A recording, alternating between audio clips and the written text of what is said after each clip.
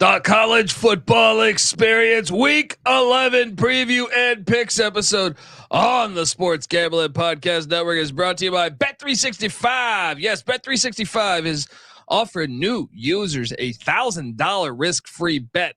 Sign up today at sportsgamblingpodcast.com/bet365. We're also brought to you by Hall of Fame Bets, the sports betting research platform for parlays, player props, and game lines. Download the Hall of Fame Bets app or visit hofbets.com. Use that promo code SGPN to get 50% off your first month and start making smarter bets today, people. We're also brought to you by Game Time. Game Time has last minute tickets, lowest price guaranteed. Use that promo code CFBX for $20 off your first purchase. And remember, as always, folks, too, let it ride.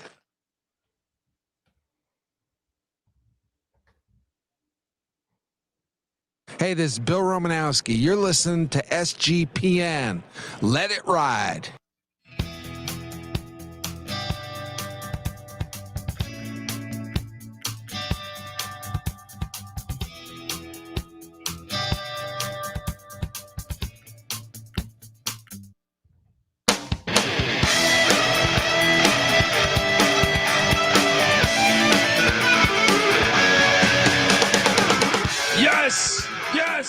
Yes. Woo! Welcome to the college football experience week 11 preview and picks. Is it already really week 11, folks? Shout out to the chat. They're rocking along. People loving the breakdowns. That's only 3 weeks left, guys. The hell's going on here? Crazy. Man. Thank goodness intervention has arrived in the form of college hoops. Yeah, subscribe to the college basketball experience, because after this episode, guess what I do? I fucking race home and I go live right when I get in. Hello, honey. Boom. I run up the stairs. Boom. We're knocking out college hoops from the home studio every single night of the college basketball season. I had some people DM me, "Hey, Dundee, by chance, do you do college basketball?" I go, "Yeah, I do." And get this, every night of the college basketball season for the past, I don't know, 5 years. Basketball. Yeah. What kind of question is that? Unbelievable. Okay, because like some listeners or followers, start with football, some start with basketball. Then there's the crossover. Yeah, it's all good. Yeah, crossover. Yeah, don't be haters. It's a great EPMD song. Look, folks, if you're wondering who the hell you're listening to, my name is Colby Swinging Database Dan, aka Pick Dundee. That's not a pick. This is a pick. He was raised in the land down under, where a man thinks on his feet, speaks with his fists, and lives by his wits. When Dundee happened, he was a superstar. Nobody knows nothing. Somebody knows. Double the price. But no one touches Dundee. Last Saturday, I was on absolute fire. 2-1 night in the MAC last night. I did it, Ball State money line. And I really feel like, and I got several DMs about this, Central Michigan, I think, was the right side. They had a chance to go up 14 with 5 minutes left? Central Michigan won the third quarter. Western Michigan won the other 3. Stop it. I was on Western Michigan. I went 3-0 last night. That missed field goal, that fumble by the running back. CMU was in a spot. That was great though. Great rivalry games all throughout the MAC. Action was fire last night. Not so competitive tonight. Yeah, right now some ass whooping is going on. We knew yesterday was the better day. I am joined by my co-host. Give it up for former JMU Duke defensive back. Nice win over Michigan State. Hey, give it up for the rooftop. No, not the rooftop, huh?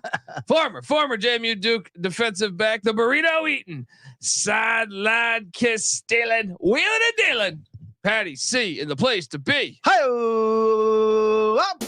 I'll drink a rooftop IPA. You ever had a rooftop burrito? I would love that.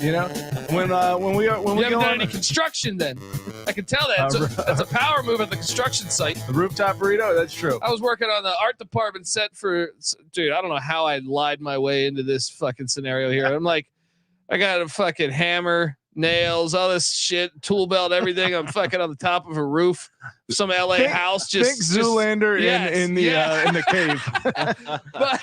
but you know, several burritos eaten on top of a house throughout in 95 degrees. Very LA nicely heat. done. You guys know that iconic photograph from like the 1920s where like some guys are like sitting on a beam, like construction New work York on the City. Empire State Building or something. You need to put Patty C eating a burrito on that beam.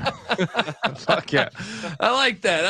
Knowing our clientele, that'll be ready in like 3 minutes. Folks, we are joined by third man in the you know, in the realm, all right, in the world, in the booth, all right, in life, all right. Give it up for the DFS god himself. We invite you to come play DFS, the rooftop IPA drinking, home brew making, tobacco road living, the free lock giving. Farmer, her in the basketball league MVP. Give it up for NC Nick in the place to be. There we go. What's going on, guys? How you doing, buddy? Doing great, man. Shout out to the chat. Catfish Billy, Timothy Green, RG. I'm pumped to pick some games here. Yeah, we even got right now Noah Beanick at a Loyola Chicago game. We got Moneyline Mac behind the scenes, hitting on the boards, on the ones and twos, doing the damn thing. And folks, look, we're gonna get into every game. He'll play Country Roads on loop. Yeah. We're going to go through every single game on the college football slate for the FBS. And in case maybe you're an FCS fan. Well, I also host the FCS College Football Experience. The road to Frisco continues as we pick week 11 games tomorrow on the FCS College Football Experience. But before I get to all those games, let's talk a little news. Bruce Feldman reporting that Michigan has proof after assistants came forward from other schools, or former assistants, I should say, that Purdue got essential emails of signs from Ohio State and Rutgers regarding the 2022 Big Ten title game. What was that score? 43-22. Maybe it was a little bit closer than it would have been. Yeah. I mean, come on. And they, apparently through emails, they all sent screenshots. This is what I mean. Is this story's nothing. The NCAA blew this shit up. Let's be fair though. Let's be fair. Fair to who? Just objective, I should say. Maybe not fair. Let's try and be fair, but let's be objective. I think we're being fair. I do too. I'm not a Michigan fan. I'm not. I do like. I'm a Harbaugh fan. You know, I'll say that. But like, and part of me likes Michigan, and part of me hates Ohio State. But with all that said, you know, if a team is caught cheating, then they should face consequences. However, the consequences of the cheating should be, I think, relative to, or you know, the severity. The severity of the consequences should fit the crime. Is there a difference? Between what? Because look, we all knew you were stealing signs. So this is what was so terrible was that he used electronic devices, which is it says, you know, you can't do that essentially. Right. So kind of like a baseball. Connor Stallions was doing that. You're allowed to steal signs when the game happens. But if you're sending emails, which last time I checked, that's an electronic device, with all of their run plays and pass plays, it's the same fucking thing. Okay, maybe he didn't fly over there and dress up in Central Michigan gear. Yeah, but I mean, no, having a coaching staff have already completely broken down their game film and taking their signs and giving you an analysis on how to defend that. Most likely, it's the same fucking thing. It's worse. It's worse for the coaches of another team to send it than some guy to be on an iPhone on your own staff. Yeah. Fair. A couple of us mentioned this a few weeks ago. Like, we think this happens pretty much everywhere. So I never really understood what the big deal was. Well, the big deal to me is the NCAA calling it out like it's, and then what, the Tony Batiti or whatever the fuck his name is, the Big Ten commissioner, you know, now you're in a spot where I feel like it's been blown out of proportion. And now, you know, they're expecting you to come down, but if you come down, you're opening Pandora's box to potentially having to come down on everybody. So, you know, this is only these cases. I'm sure there's former assistants with other situations going on. And this all just could have been avoided by just, You don't think there's a network of head coaches that share information on teams they're going to play? I mean, yeah. Supposedly, the whole argument is that is legal, and what Michigan was doing is illegal. However, this is not. If you're talking about the spirit of sharing, no, I believe it is. No, the signs. Anything you do, that's not legal. That's not. You have to do it during the game. Okay. The minute they emailed it to them, it's illegal. At least from what I gathered from. I would have to read into it a little more. A lot of what I said is people claiming that it is legal for what Ohio State, Purdue, and Rutgers. Really to email your shit? Because I don't understand the difference between that and going to the game. No, and filming I don't it. either. I think it's completely ridiculous. And when you think about the spirit of the game, what is actually happening? The other team is getting the advantage of knowing your signals and being able to read them and adjust accordingly. And if every team is getting that advantage, then this is a big fat fucking nothing. But like the fact that they're using this technicality that one coach, a team sent a coach, as opposed to getting the information from other coaches on other teams, it seems really fucking stupid. I have to agree with you on that. However, I think Jerry Kill was in Gary Patterson's wedding. If I had to bet, if he knows Gary Patterson, or Gary Patterson, I forget who got married and who was the best man, but it was those two, right? Yeah. And if he knows he's playing, when Jerry Kill was at Minnesota and he knows TCU's got to play, Ohio State, he's like, we played Ohio State. I guarantee you. Let me ask you this: Are teams allowed to film the other team's sideline while they're playing them? Because if that is the case, and there's actual like footage being delivered to the other team of the signs, as well as like a prepared like analysis of those signs being stolen, then there is no difference. This is all stupid to me. This is all stupid. This is a waste of a story. If it's the other team, if it's like Ohio State and Rutgers being like, we think we saw a couple of their signs, we deciphered a few of them, then yes, Michigan's is worse. But if it's not Ohio State and Rutgers filmed the opposing team's sideline. So if you're Tony Petitti right now, and like they said, every Big Ten team wants them to come down on Michigan. Mm-hmm. You realize if you come down on Harbaugh here, yes, any other team is going to be able to submit any information that has been transpired. Yeah, and you could potentially have to suspend every fucking team. You know what I mean? Like, yeah, that's true. This is the dumbest fucking shit I've ever heard in my life. The other thing is they've known about this shit for like over a year, obviously, since it happened last year. The results are pretty much the same for Michigan this year as they were last year. It clearly, even though everyone apparently knew Michigan's doing it, it has no impact on the game outcome. Just breaking game news, guys. Breaking news. The SEC also bought players for the last 60 years. That's true. I actually think it might even be more than 60. I remember I was reading a book that when Bear Bryant was at Texas A&M, he would have someone fly over recruits' houses in like a crop dusting plane, right? And drop a big fucking American flag wrapped up, and inside the American flag was like probably like $3,000. That time was like $3 million. But what I mean? That's how he landed Forrest Gump. That's right. And John Wooden at UCLA, you don't think he was paying players? Yeah, I'm sure. Kareem Abdul-Jabbar was just that. Like, hey. Now that's an accusation. John Wooden, everybody, Mr. Clean, Mr. Squeaky Clean. Come on, everybody's. It would cheating. Be quite the coincidence to be able to get Kareem and Walton and all those studs that UCLA had back then, or I don't know, who knows. But anyway, yes, cheating has been super prevalent. This is hilarious because he's in a jam. I think Tony Battiti's in a real terrible spot because he's the one that said they're going to, I think he's hinted to the fact that they're going to come down. But now after these allegations are coming out and you see the Michigan lawmakers wrote Tony Petitti the state legislature. Yeah. So it's just a disaster. It all could have been prevented if he just privately met with Michigan and be like, who the fuck's this guy? Yeah. Get this guy fired and everyone else. Right. We never know about this. Let's get this squashed. But of course, the teams that want Michigan, prosecuted. What do you mean? They're cheating the same fucking way. They didn't realize they were probably going to get caught.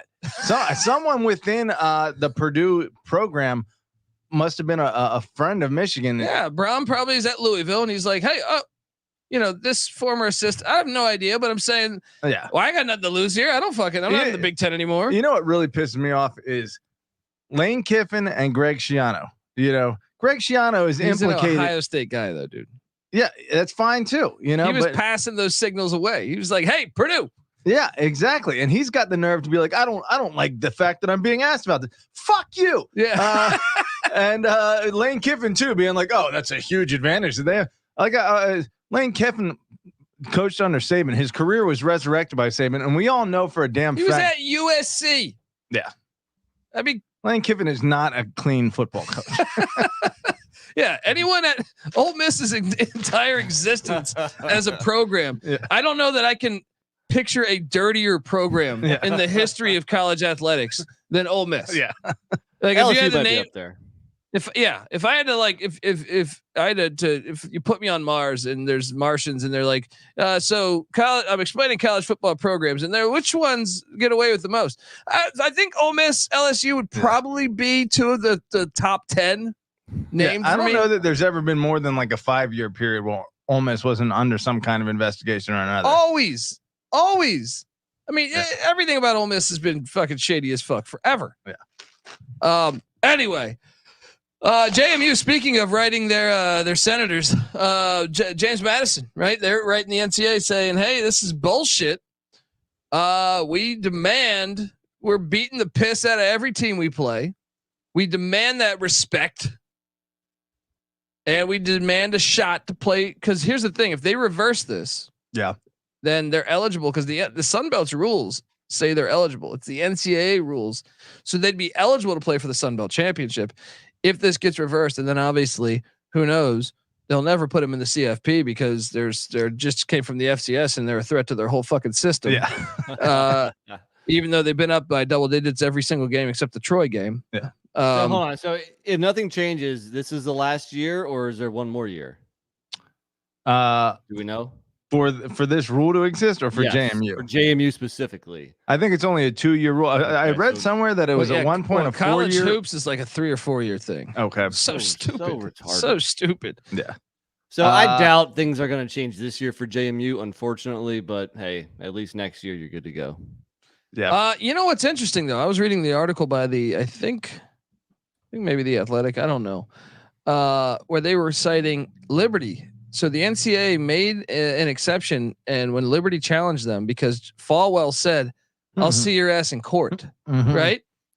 And the NCAA then knew that, oh shit, like this guy's got endless money, and that's the same thing UNC did. UNC did that too with the whole football scandal there. So at Liberty, the NCAA backed off and said, "Yeah, we reversed it. You can go ahead and play in a bowl game." And yeah, so that just happened like 5 years ago or 6 years ago. If I'm Michigan and they try to come down, I'll be like, "Yeah, I'll see you in court." Yeah. Michigan's got some pretty deep pockets. They know a lawyer or two. Yeah, that's what I'm saying. You got and how about the stealing signs for Iowa's offense? Fantastic. Yeah, Coach, that was a problem. Coach, I'm telling you, they're going to run up the middle right here. They're going to run up the middle every single play, whatever it is, they're down. Yeah, Coach, is 3rd and 8. They're still going to run up the middle right here. They would have threw for 350 if their signals weren't stolen. That's right. Look, with the JMU thing, fuck them. Whatever. We're, like you said, we're not going to get in the New Year's Six anyway, or we might get in. We wouldn't get in the college football playoff anyway. There's a chance we'd get in the New Year's Six. Which is ridiculous. If you go undefeated, the Sun Belt the Sun Belt over the past couple of years has kind of fucked up competition outside of it's the been Sun good, Belt. but I'm not going to sit here and say JMU is one of the top 4 teams in the country. No, dude. Look, next week, I think they could be. App State's going to go into Harrisonburg, get the W, and then this will all be a moot point.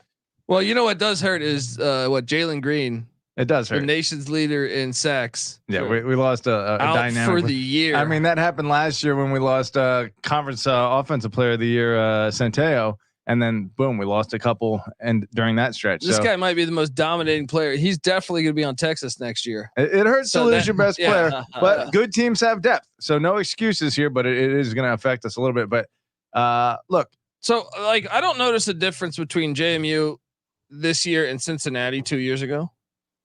Cincinnati was like barely beating East Carolina. I think it's fair. Yeah, I mean, I would like to see more Power guess- 5. The schedule yeah. itself doesn't lend itself to a playoff berth in this current system. Yeah, although, but I'm just saying, like when I watch them, Oh, when yeah. I watch dude, both teams, especially this year. if anything, I think JMU's been more dominant this year than Cincinnati was 2 years ago. Yeah, Cincinnati Cincinnati was more dominant 3 years ago. Yeah, Yes, that's where they were when they went benefiting to off when of. they played Georgia. Yeah. When they played Georgia in that, what was that stupid Peach fucking Bowl. bowl game? Yeah. Anyway, I don't know. Let's. We probably don't want to talk action because Toledo's up 35-0 in the second. Good Lord. Perfect time to cover that spread. All right, bring in your backups. Gonna be a Bring in hell your of a back backups. door. Yeah, that's not good. But let's get to games. But before we do that, I want to tell you the college football experience. It's brought to you by Bet365. Yes, Bet365 is the world's favorite sportsbook, trusted by over 88 million players worldwide. Props, sides, totals, live betting. Bet365 has you covered with it all. And if you like boosts, you're going to love Bet365's like a 30% profit boost on your same game NFL parlays. Plus, they even have an early payout offer you if your team goes up 17 points. Sign up today and choose from 2 bonus offers, either a $1,000 first bet safety net or bet $5, get $150 in bonus bets. Just head to sportsgamblingpodcast.com/bet365. That's sportsgamblingpodcast.com/bet365. Promo gambling call 1-800-GAMBLER. We're also brought to you by Underdog Fantasy. Underdog Fantasy has a way to play alongside your favorite fantasy players all season long. They got everything: NFL, NBA, NHL, college basketball, college football. And what's great is you can simply pick higher or lower on your favorite players' fantasy projection, basically over or under on that. And look, if it hits, boom, you make cash. So watch along, make picks, maybe make a little extra cash on Underdog's mobile app or website, underdogfantasy.com. When you sign up with the promo code SGPN, Underdog will double your first deposit up to $100. That's Underdog Fantasy. Promo code SGPN. All right, we are back on the college football experience. Well, but we do have Bowling Green currently covering for us, as Scotty Leffler is about to go bowling if they win this one. Also, the Zips are still covering against the Miami Ohio Redhawks in the third. Maction, who doesn't love it? You guys ready for this? Ready for a little week 11 action? Let's Do it. fucking go. Virginia Tech. It's heading to Chestnut Hill. Take on Boston College. This is a series that dates back to 1993. Been a house of horrors for Tech. Wouldn't you think it was going to be longer? Matty Ice years. I kind of thought I forgot that Virginia Tech was independent, so they came into the Big East. They're actually like a late Big East edition.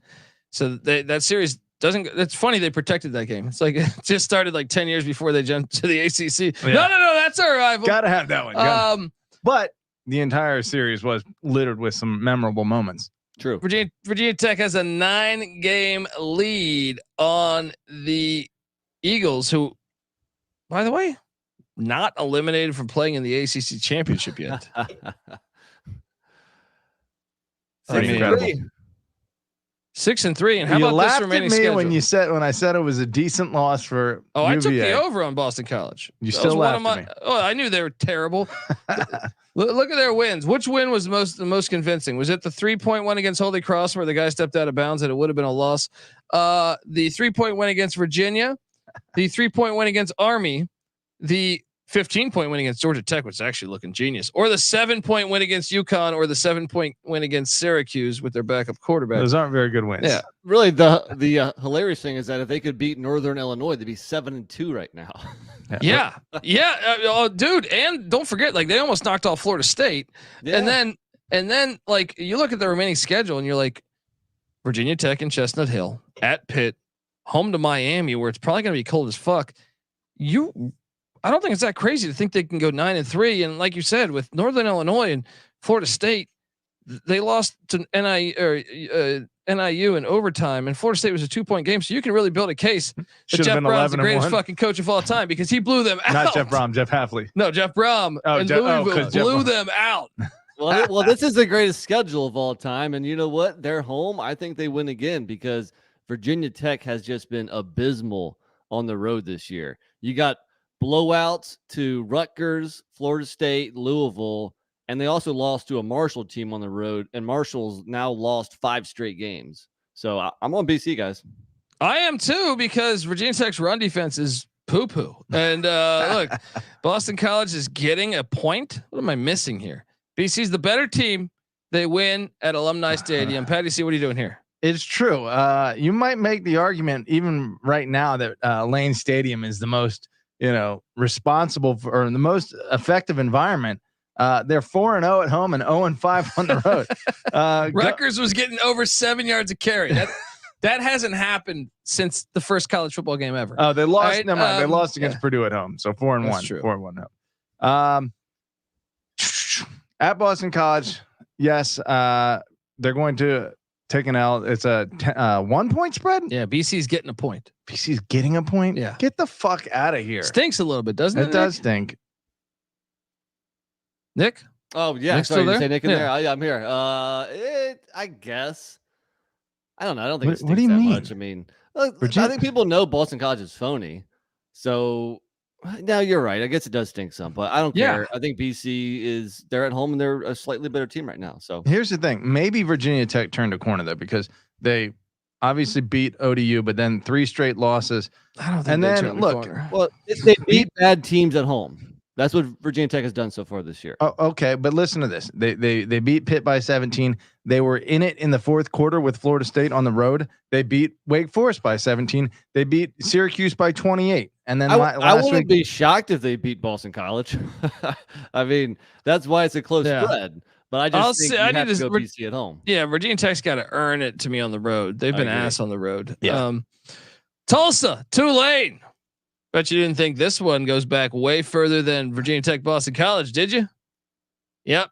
Series started in 1968. Tulsa's got a 7-game lead on that green wave, but Willie Fritz will be the first to tell you It's easy to see a tide turn. Tulane's laying 23 points. Now, here's the thing. East Carolina should have beat Tulane a week ago. It didn't happen, but they certainly covered. 23 is a gigantic number, but Tulsa sucks, man. And I'm kind of all over the place here. Give me the 23 in the Golden Hurricane. Nick, what are you doing here? Yeah, that's the side I ended on too. Tulane is 0-5 ATS as a double-digit favorite this year. They're just, like you guys say, they're playing with their food. They're just not blowing teams out. So give me the points. yeah, you got to roll Tulane. I do like Michael Pratt basically pulling a Willie Fritz and saying, no, I'm not making that jump to the Power 5. I'm loyal to the New Orleans Tulane That's scene right. here. But that said, they are squeaking by some not so great competition. 3-point win against ECU last week. 23 ECU was up that whole game, dude. Yeah. Yeah. They're not the team they were last year.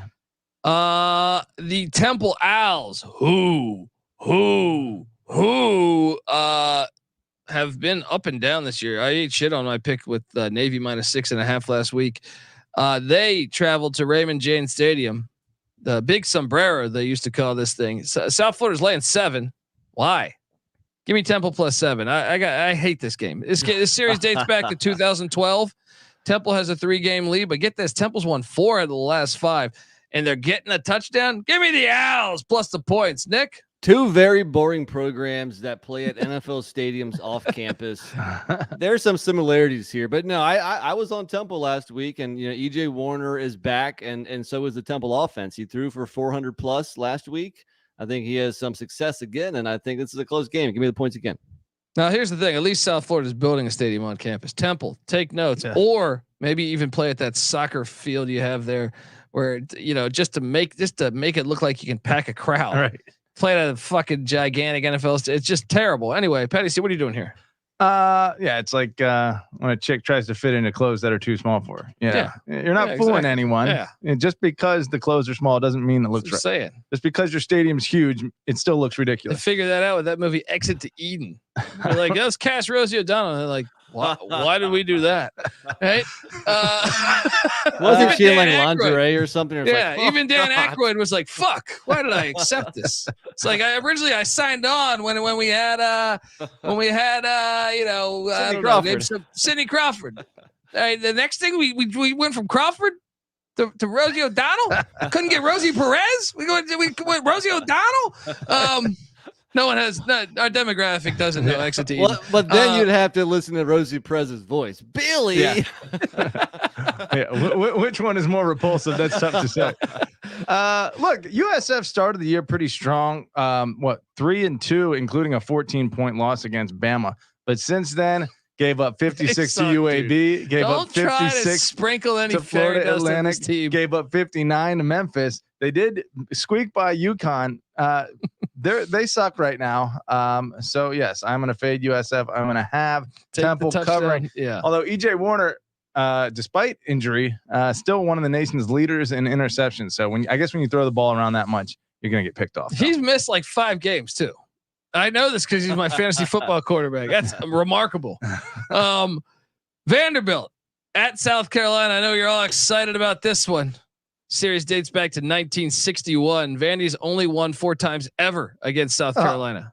Wait, and how's Auburn that possible? Auburn just finally caught. Yeah, Auburn just took the lead on Vandy. I need to go back and research anything before 1990 in the SEC. Apparently, it was completely different. Vandy's catching 13.5. Man, South Carolina. Nick, did you catch that Jacksonville State game? No, I was kind of score watching. I didn't watch much Okay. of it, They're down 3, and Jacksonville State had been up a lot of the game. They're down 3. They're at the Gamecocks 12-yard line. 2 minutes left. They're about to win the fucking game, and Zion Webb throws an 88-yard pick 6. Brutal. Absolutely brutal. Give me Vandy in the points. I don't think South Carolina's any good. Nick? I went back and forth, but Vandy is another team awful on the road this year, winless on the road. Losing by an average of 22 points a game against other P5 teams. It's not like they had like a tough road schedule. I mean, they played like at Wake and got blown out. At UNLV. Yeah, and they lost that game. They should have won that game. So I'm going to go South Carolina, but I mean, nobody's watching or betting this game. Patty C, what are you doing here? Let me tell you this. You guys hated on me for saying that Spencer Rattler was better potential quarterback than Drake May. I don't believe that. I think I've changed my tune on that, but he does have a higher completion percentage, 69.7% completion percentage for Rattler, playing efficient football.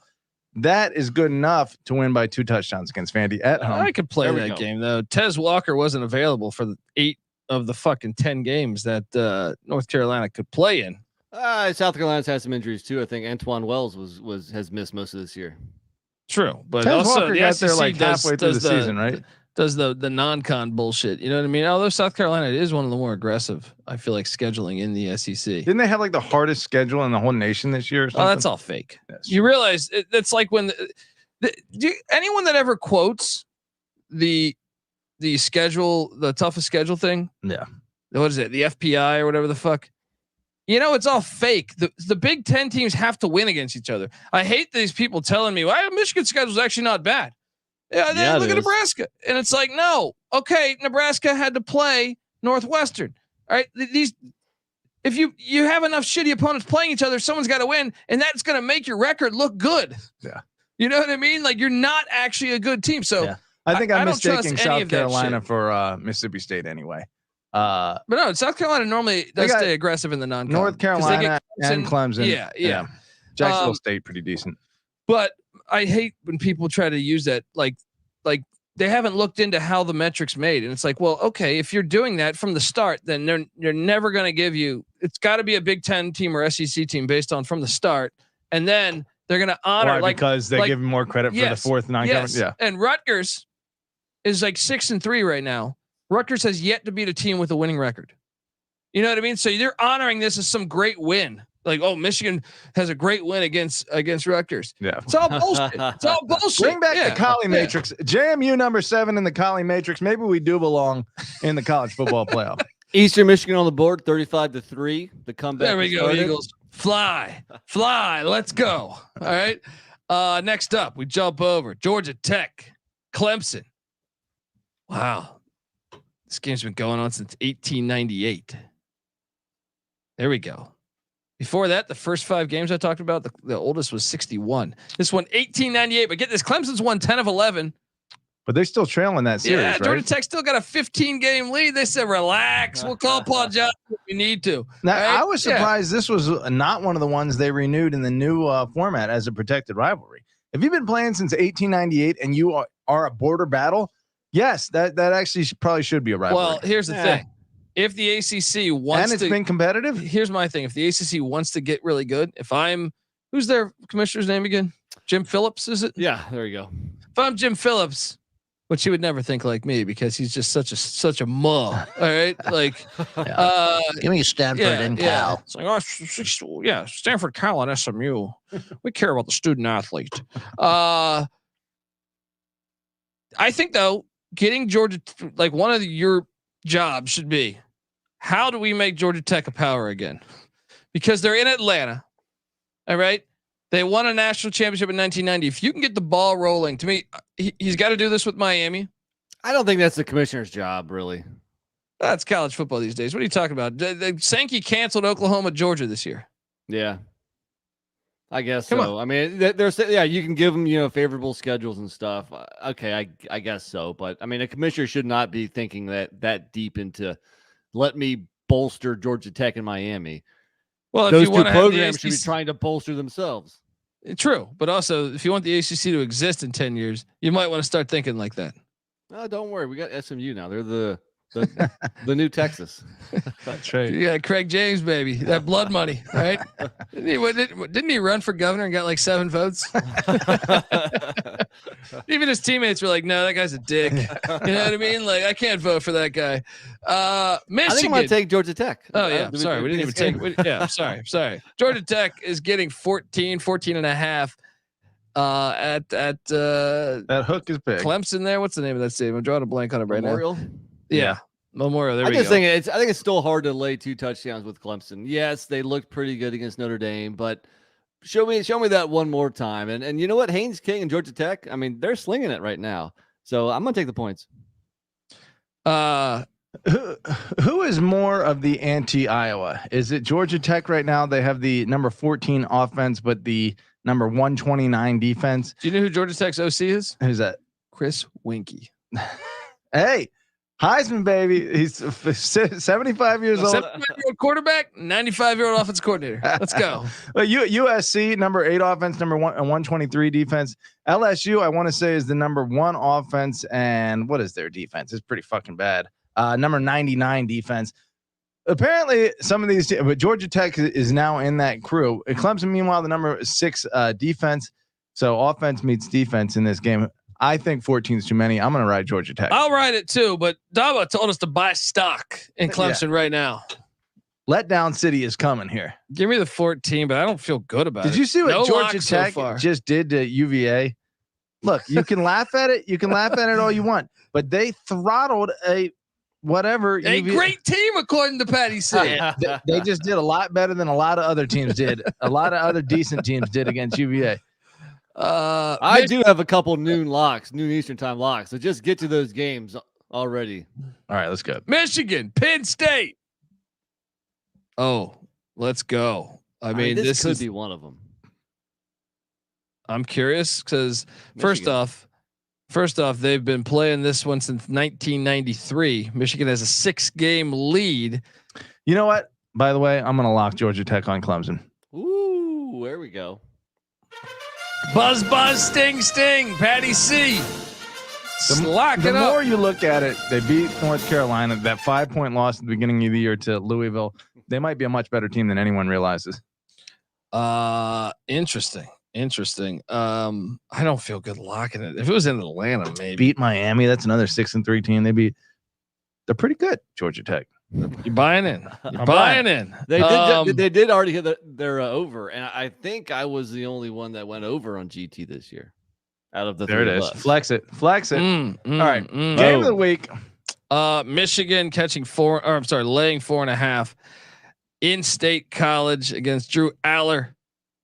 Patty C. The hell are you doing here, buddy? Top 2 defenses in the nation. I feel like you want to take the under here. And regardless, 44.5. You know, when you haven't played a top 70 offense, it's easy to have some pretty gaudy defensive statistics, right? That's true, but Penn State doesn't exactly have an elite offense either. So I think Michigan probably shuts them down, and then I think Penn State probably limits Michigan a little bit. Still, I feel like if I'm being honest, Michigan is 4.5 points better than Penn State. I think so too. I think so too. I don't trust Franklin or Drew Allar in a big game, and you know how will the scandal affect Michigan here? I think they are circling the wagons. It's now us versus the world. I think they come out here, and I think they win by probably by more than a touchdown here. Should we triple lock this? Let's lock it up. Let's have some fun.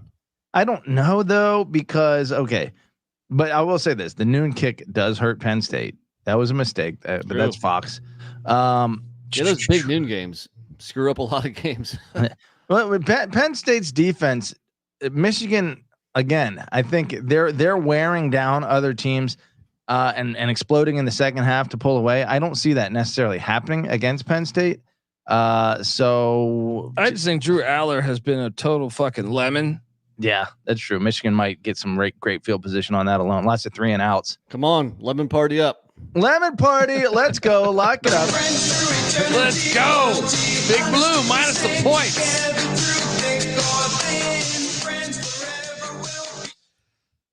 The Alabama Crimson Tide heading into Lexington, Kentucky. Take on, the Wildcats. This is an unbelievable stat here. You ready for this? Series dates back to 1917. Kentucky's only won twice. Oh, God. 1922. They won and they got them in 22. 101 year anniversary here of the first victory. Our boy, Mike Leach, got it done in 97 with Tim Couch and company. That was in Lexington. Now, that was 75 years after the first win. So we're going to have to wait a little longer if that trend holds up. Well, even worse, the last 4 matchups, Stoops, Saban, Alabama, Kentucky. Kentucky has failed to score more than 7 points in all of those games. Yeah. Alabama's coming along here. But I'm buying stock that this line's off. Give me the 11 in Kentucky at the Kroger Bowl. No, I disagree. I'm with Patty. I just think Kentucky is an average or slightly above average team. They're going to win 7 or 8 games because they're going to beat all the bad teams on their schedule, and they're never going to bubble up and beat a good team. So, at the risk of being chalky here, I like Bama a lot in this spot, even though, you could argue letdown potentially, but I'm going to go Bama here. I'm going to lock up the Crimson Tide. 6-3. Losers of 3 of the last 4 for Mississippi State. Their only win for Kentucky, the only win at Mississippi State. But that said, Alabama's not blowing teams out either. Alabama on the road, I just think they're not good enough this year. Someone's got to get them. It's either going to be Kentucky or Auburn. Someone has got to get them because it's Auburn. That's a spot. It's not Kentucky. But that game is in Tuscaloosa, the Auburn game, right? No. Oh, you said on the road. On the plains, yeah. It's on the it could be the Auburn. It's more likely to be the Auburn game. This one actually is a little tough just because Alabama has been blowing teams out.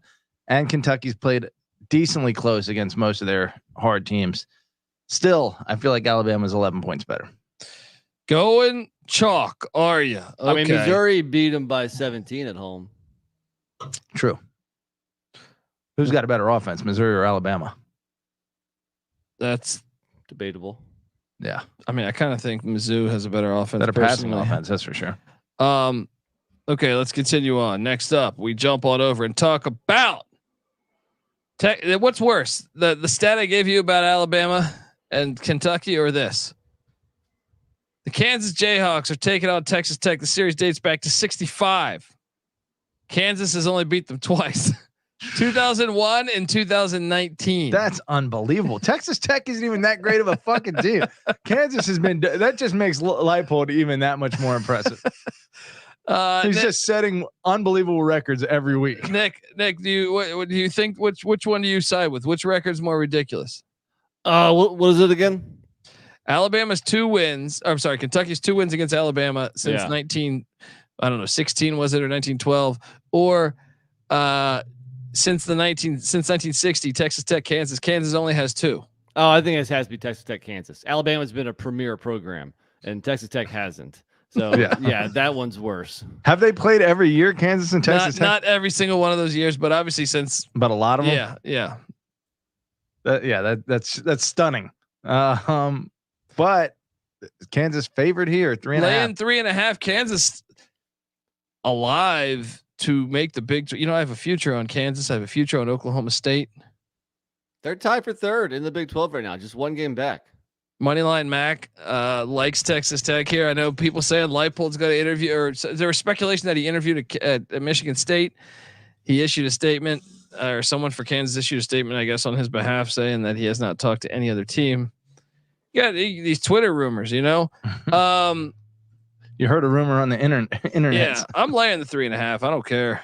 I think Texas Tech. Yeah. Yeah, now some people in the chat are saying the line's off. I mean, I think if Vegas wants people to bet Kansas, it's -2.5.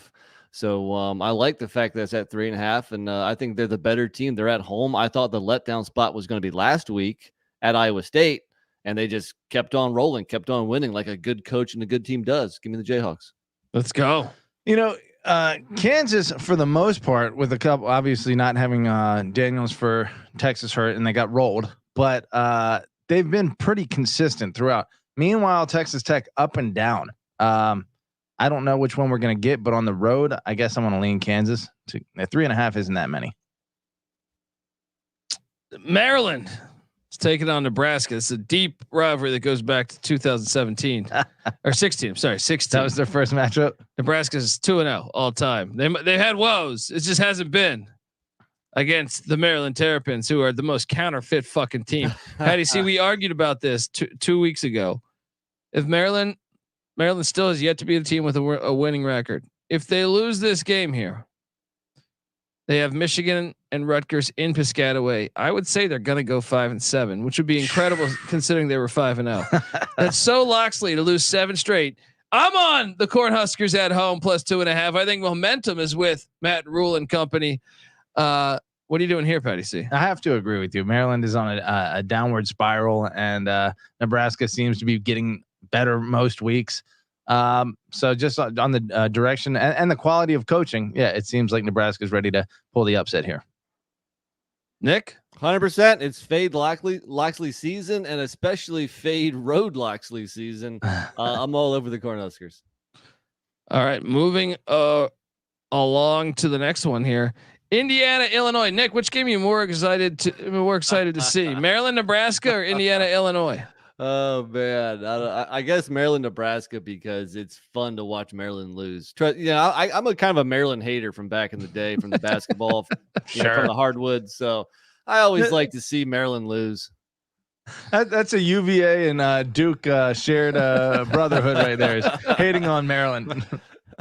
I mean, it really went to when I attended Maryland basketball camp, and Joe Smith was hating on me for no reason. That's probably a story for another day. But he was threatened by the Hernan Basketball League MVP, of course. Well, he was. We were playing Hot Shot. It was a Hot Shot championship, and he's outwardly rooting for this other kid to win. I was like, "Whoa, what did I do to you, huh?"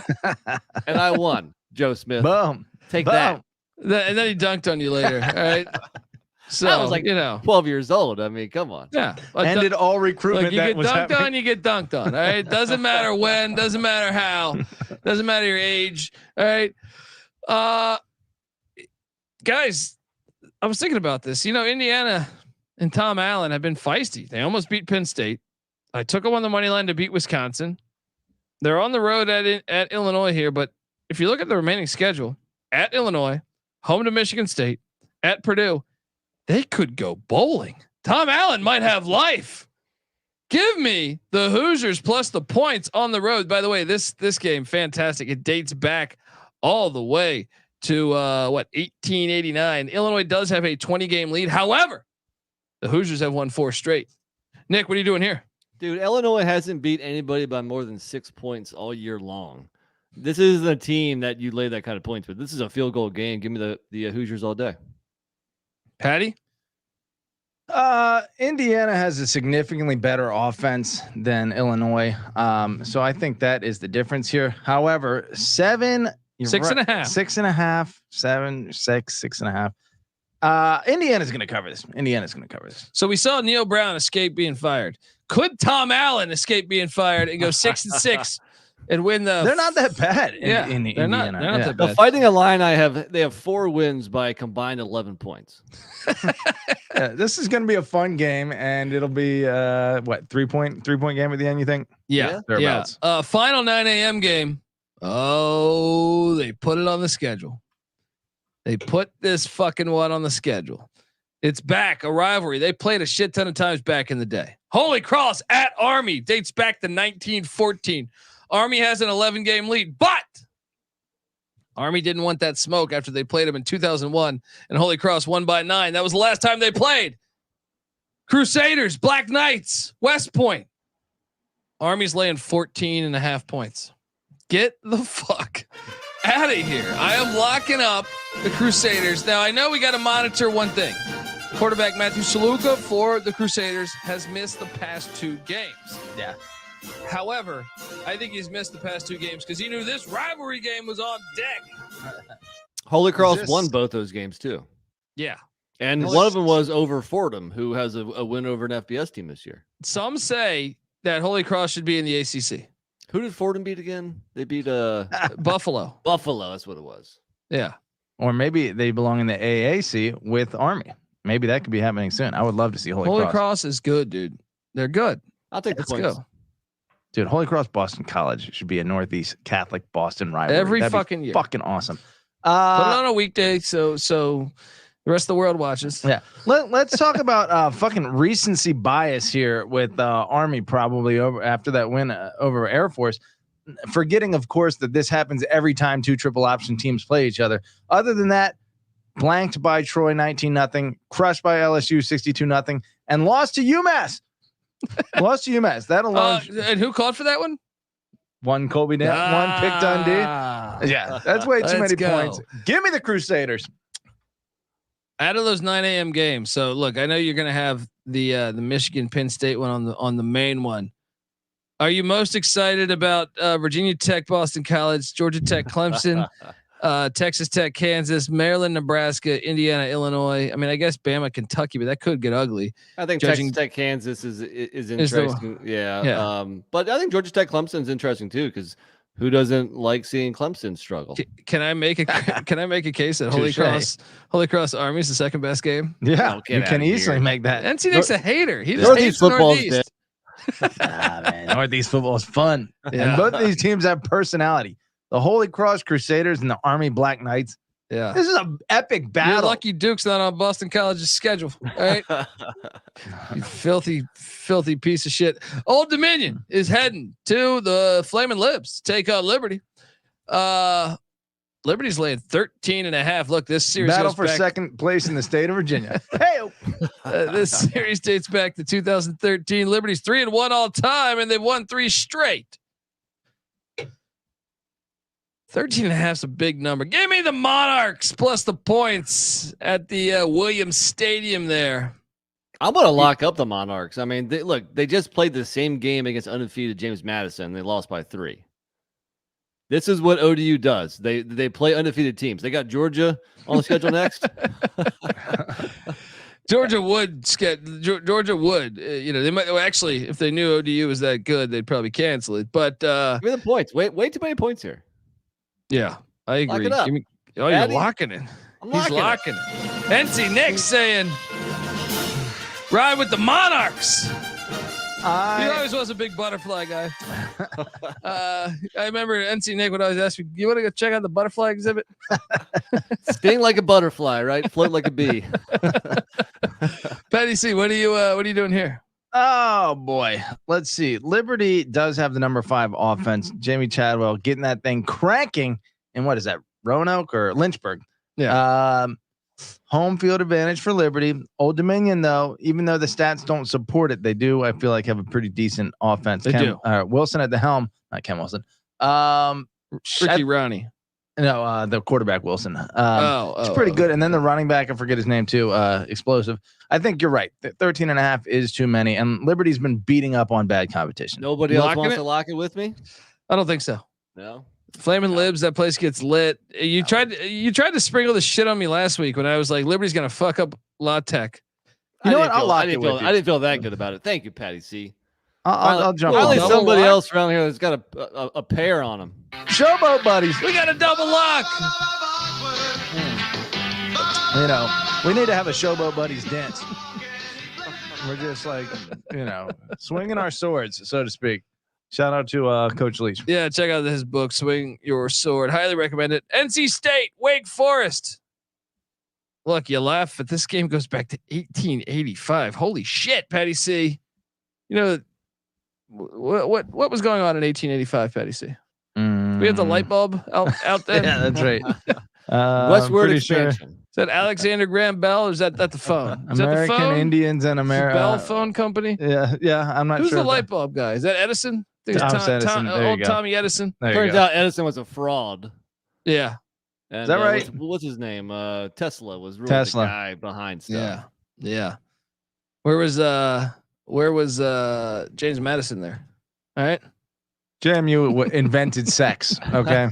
So who's the fraud this year? Who's the Tommy Edison of college football in 2023? It might be Wake Forest. After, taking credit for someone else's work. Actually, Connor Stallions. Could that be? He's the Tommy Edison. Yeah, the Thomas football? Edison Award. Connor Stallions, 2023. I like us naming just old awards after or current awards after old people. Who's the Alexander Graham Bell? I think you have to have a good passing attack. He was, long distance. That's true. I think Michael Pennix is the Alexander Graham Bell, or it could be the best play caller because you're making great calls. I don't know what that one. Or you go on the road a lot. Could be that. That's true. We got to JMU might win that Alexander Graham Bell because they have way more road wins than the rest of the nation. I like it. NC State's laying 2.5. State, you see, what are they're Brennan Armstrong's back. MJ Morris, is redshirting, and there's rumors that he may be transferring, even though his dad came out and said that he doesn't plan to enter the transfer portal. But apparently this was his decision, and it makes sense if he is going to transfer. It makes sense if he's Kentucky's next starting quarterback. They got that pipeline to Raleigh. I want to see his stats. How many games did he? Obviously less than 4. 719 yards, 7 touchdowns, 5 interceptions. NC State has a 26-game lead, but Wake has won 4 of the last 6. Dave Clawson. In the last 10 in Winston-Salem, Wake has won 9 of them. This is every year, like every other year, Wake wins in Winston-Salem, NC State wins in Raleigh. That's how it's been for a long time. I'm going to go Wake Forest. You don't got to talk me into fading NC State. Give me Wake Forest to the Demon Deeks on the money line. Wait, didn't you just say NC State wins in Winston-Salem? Oh, in Raleigh. Okay. Yeah. Well, then, I guess I'm with you. Let's go Wake. Let's go Deeks. UConn, James Madison. Series dates back to 93. JMU has a 4-1 all-time lead. You know who you didn't beat? Skip Holtz, motherfucker. All right. Snap. JMU is laying 24.5. All right. You want to get crazy. We know Jalen Green is out for the season. If you really want to get crazy, plus 1,300 on friend of the program, Jim Mora on the money line at Bridgeforth Connect. They have App State on deck. They're thinking about App State, who's been the pride of the Sun Belt. This is a great spot. UConn just lost 59-3 last week. Yeah. Tennessee's offense is the kind that will tee off on a inferior opponent. I got to remind you that UConn tee Martin off on a hello. Yeah.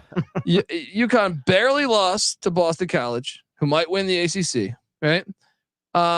Barely lost to South Florida. Won against a Rice Owl team that we think is still bowling. All right. Utah State's probably going to be a bowl team. Look, the craziest play. I'm taking the points, dude. Let's sprinkle the money line. No, I'm not going to do that. Those kinds of odds. That's what I'm saying. Let's sprinkle the money line. So Plus like 20 bucks. 1,300. Yes. Look, I will say that, like you said, some close losses on their record here. 24.5 seems like a lot. Another recency bias. However, we will find out how good of the guy that's got 18 fucking sacks in like 3 games is out. Yeah, the defense may not have figured out a way to adjust to that yet. Still, I mean, 24.5 seems like it's too many. It does seem like it's too many. So I'm gonna roll UConn to cover that, but I'm not money lining it. James, you might slap the crap out of UConn. Don't. Who's won a national championship more recently? True. All right. Very true. Arizona heading to Boulder, Colorado. By 2 years, by the way. Arizona is heading to Boulder. The series dates back to 1931. Colorado's got a 7-game lead, but Arizona's won 4 of the last 6. Noah Fafita, baller at the quarterback spot. Jaden DeLora, he's going to be playing somewhere next year. Fafita number 2 in the nation in completion percentage. He's fucking nasty, playing dude. Efficient. He's football. so nasty. The Buffs are catching 10.5 points though. It's a little bit too much. Give me the Buffs, even though I'm very concerned about that locker room. Why would you? Why did Deion do that to Sean Lewis? I don't understand. I don't even think I heard about that. What happened? Fired him? No, last year Demoted or him. last week, right Demoted before him. the game, like the day before. It's like, and for Pat Shurmur, this NFL hack, and then the offense did nothing on Saturday. So I'm terrified about that. Sean Lewis, cutting edge coach. Interesting. I don't understand. I just think if I'm Sean Lewis, I'm out. I'm like, fuck you, dude. We had demand. putting up 450 yards of every fucking week, even though we're losing. All right. What are you doing? Yeah. He hasn't been the problem. Yeah. It's like maybe it's guys like me at the left tackle spot. You know what I mean? He was at Kent, right? Yeah. He's a baller. He knows what the fuck he's doing. And Deion's got. I'm a little concerned. Give me the Buffs though, still, because I think they can cover that. Yeah, especially at home. I mean, that's what they do. It's going to be a crazy game, and they're going to cover and lose. Patty. Wait. Boston College or no? Colorado will cover. Yeah. 10.5. I don't think so. I think Colorado sucks. I think Arizona's playing great ball. I think Fafita has been a revelation. And even though Shedeur Sanders is one of the nation's leaders in passing yardage, he is not in the top 20 in efficiency. Yeah, he's the most sacked quarterback by like 80 sacks. I don't even know if sacks are taken into account when you're talking about their passing efficiency. So beyond that, he's not that great of he's not that efficient of a quarterback, I should say. Arizona, a much more efficient team, will get it done. 10.5, a lot, but they'll get it done. I can't fade a guy just has his own barbecue sauce. Shedeur Sanders. All right. Colorado barbecue. How is that? I don't think I've ever had Colorado barbecue. Is that a thing?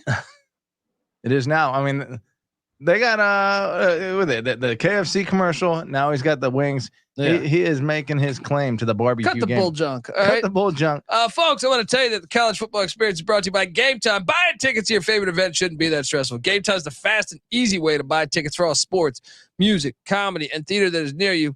With killer deals on last-minute tickets and their best price guarantee, you can stop stressing over the tickets and start getting hyped for the fun you'll be having at that very event. So snag the tickets without the stress with Game Time. Download the Game Time app, create an account, use that promo code CFBX for $20 off your first purchase. Once again, terms apply. Create that account, redeeming code CFBX for $20 off. Download the Game Time app today. Last-minute tickets, lowest price guaranteed. We're also brought to you by Hall of Fame Bets. All right. Win bigger by betting smarter this NFL season with Hall of Fame Bets, the sports betting analytics platform for parlays, player props, and game lines. Research every NFL, NBA, MLB, and soccer bet with historical stats and data. Look, stop betting in the dark and join over 30,000 users researching with Hall of Fame Bets to craft more intelligent, data-driven parlays. Download the Hall of Fame Bets app or visit hofbets.com. Use that promo code SGPN to get 50% off your first month. Start researching, start winning with Hall of Fame Bets. Next, let's go to good old Charlotte, North Carolina. NC Nick was thinking about going to this game. He told me beginning of the year. Said He said he'd always wanted to go to the J. Rich Stadium. All right. That place looks depressing on TV. I will say this year has been better. I think Biff Poggi, your guy, has garnered up some excitement around the program. And you always wanted to go to the Jerry Richardson booth, right? Yes, for sure. Yeah. This is the first ever matchup between these two. I actually like this turning into something because Memphis, Charlotte, that far apart, right? It's pretty. I don't think it's. I'm just saying, like the Tennessee southeastern is cities. a long state. I mean, I know, but a long drive. But I'm saying just southeastern cities should be playing each other. You know what I mean? That makes sense. Memphis, Charlotte. I think of Ric Flair, Jerry Lawler. All right, you sold me. Yeah.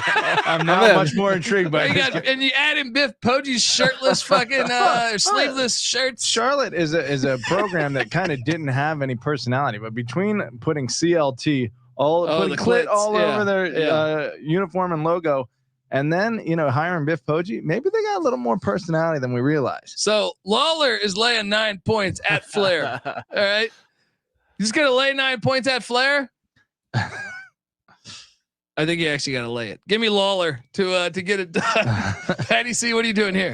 It reminds me, I only know Lawler as the dude wearing the crown, announcing the things. But I watched an old Letterman episode back in the '80s, or there's a clip on Twitter where he gets up and he slaps the shit out of one of these fucking knuckleheads. Who is it? God, now I got to remember. I love Mean how you Gene. went. Mean Gene. No, it wasn't Mean Gene. It was a stand. He ate ass. Oh, Mean Gene Gene ate ass. definitely ate ass. No, you don't but just that get mustache. that name.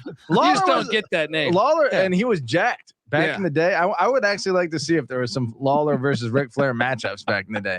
I guarantee you it's happened. All right, who you going with, Flair or Lawler? I'm on 9 points. 9 points. Let me go Flair. Ooh. Woo!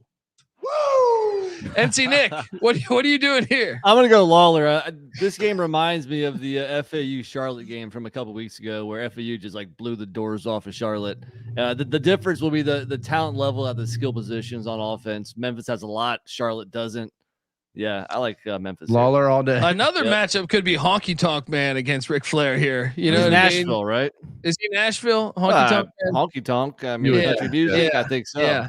He always kind of looked like Elvis, though. Elvis is Memphis. But he can't be. He can't be Vandy though. Even though Vandy's in Nashville, I don't feel like Vandy's the construction zone. And I don't know if you guys caught the Nevada basketball game yesterday against Sacramento State when there's bats. There's a bunch of bats in the stadium. Nice. Steve Alford saying, "We're a great basketball school. We can't have bats." We're calling that thing the Bat Cave from now on. Yes, that's the Bat Cave. No, Reno, Nevada. Beautiful. Yeah. Anyway, let's continue on. Troy, ULM. This goes back quite a ways.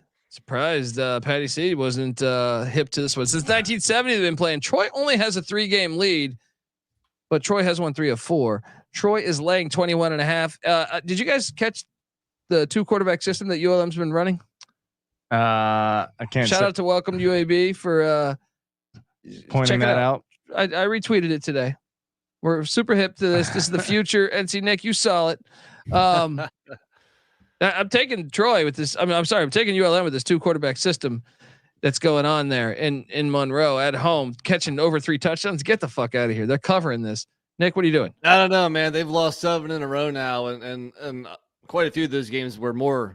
But their loss was by more than 3 touchdowns. So they might want to try the 3-quarterback system. Yeah, maybe so.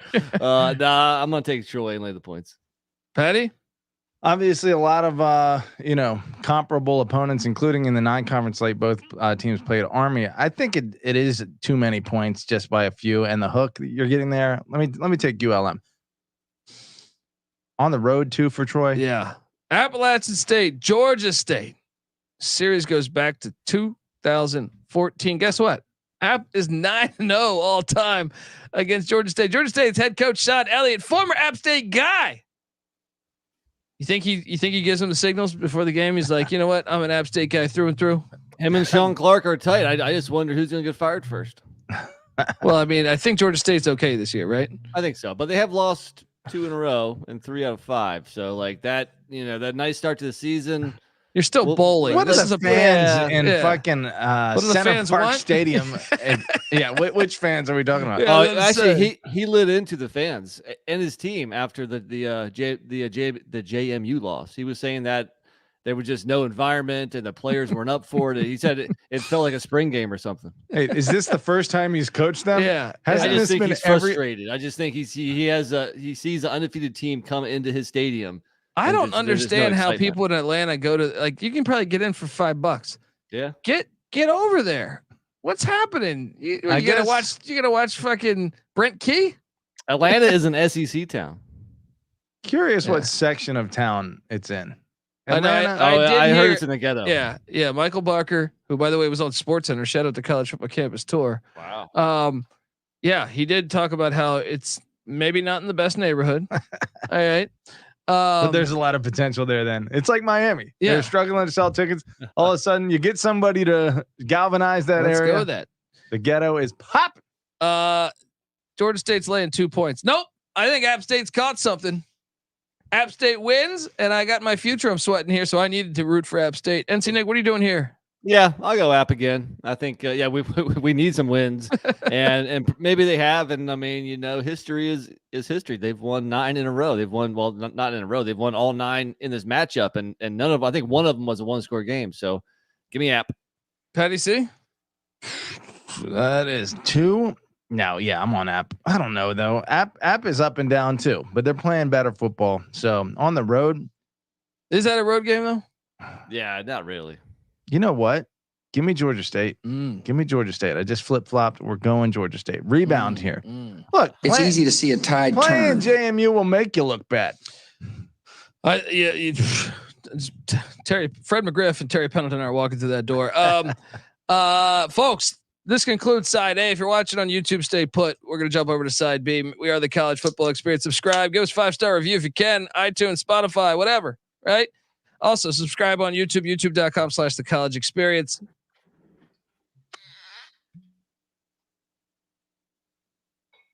All right. We are back on the B side of the College Football Experience.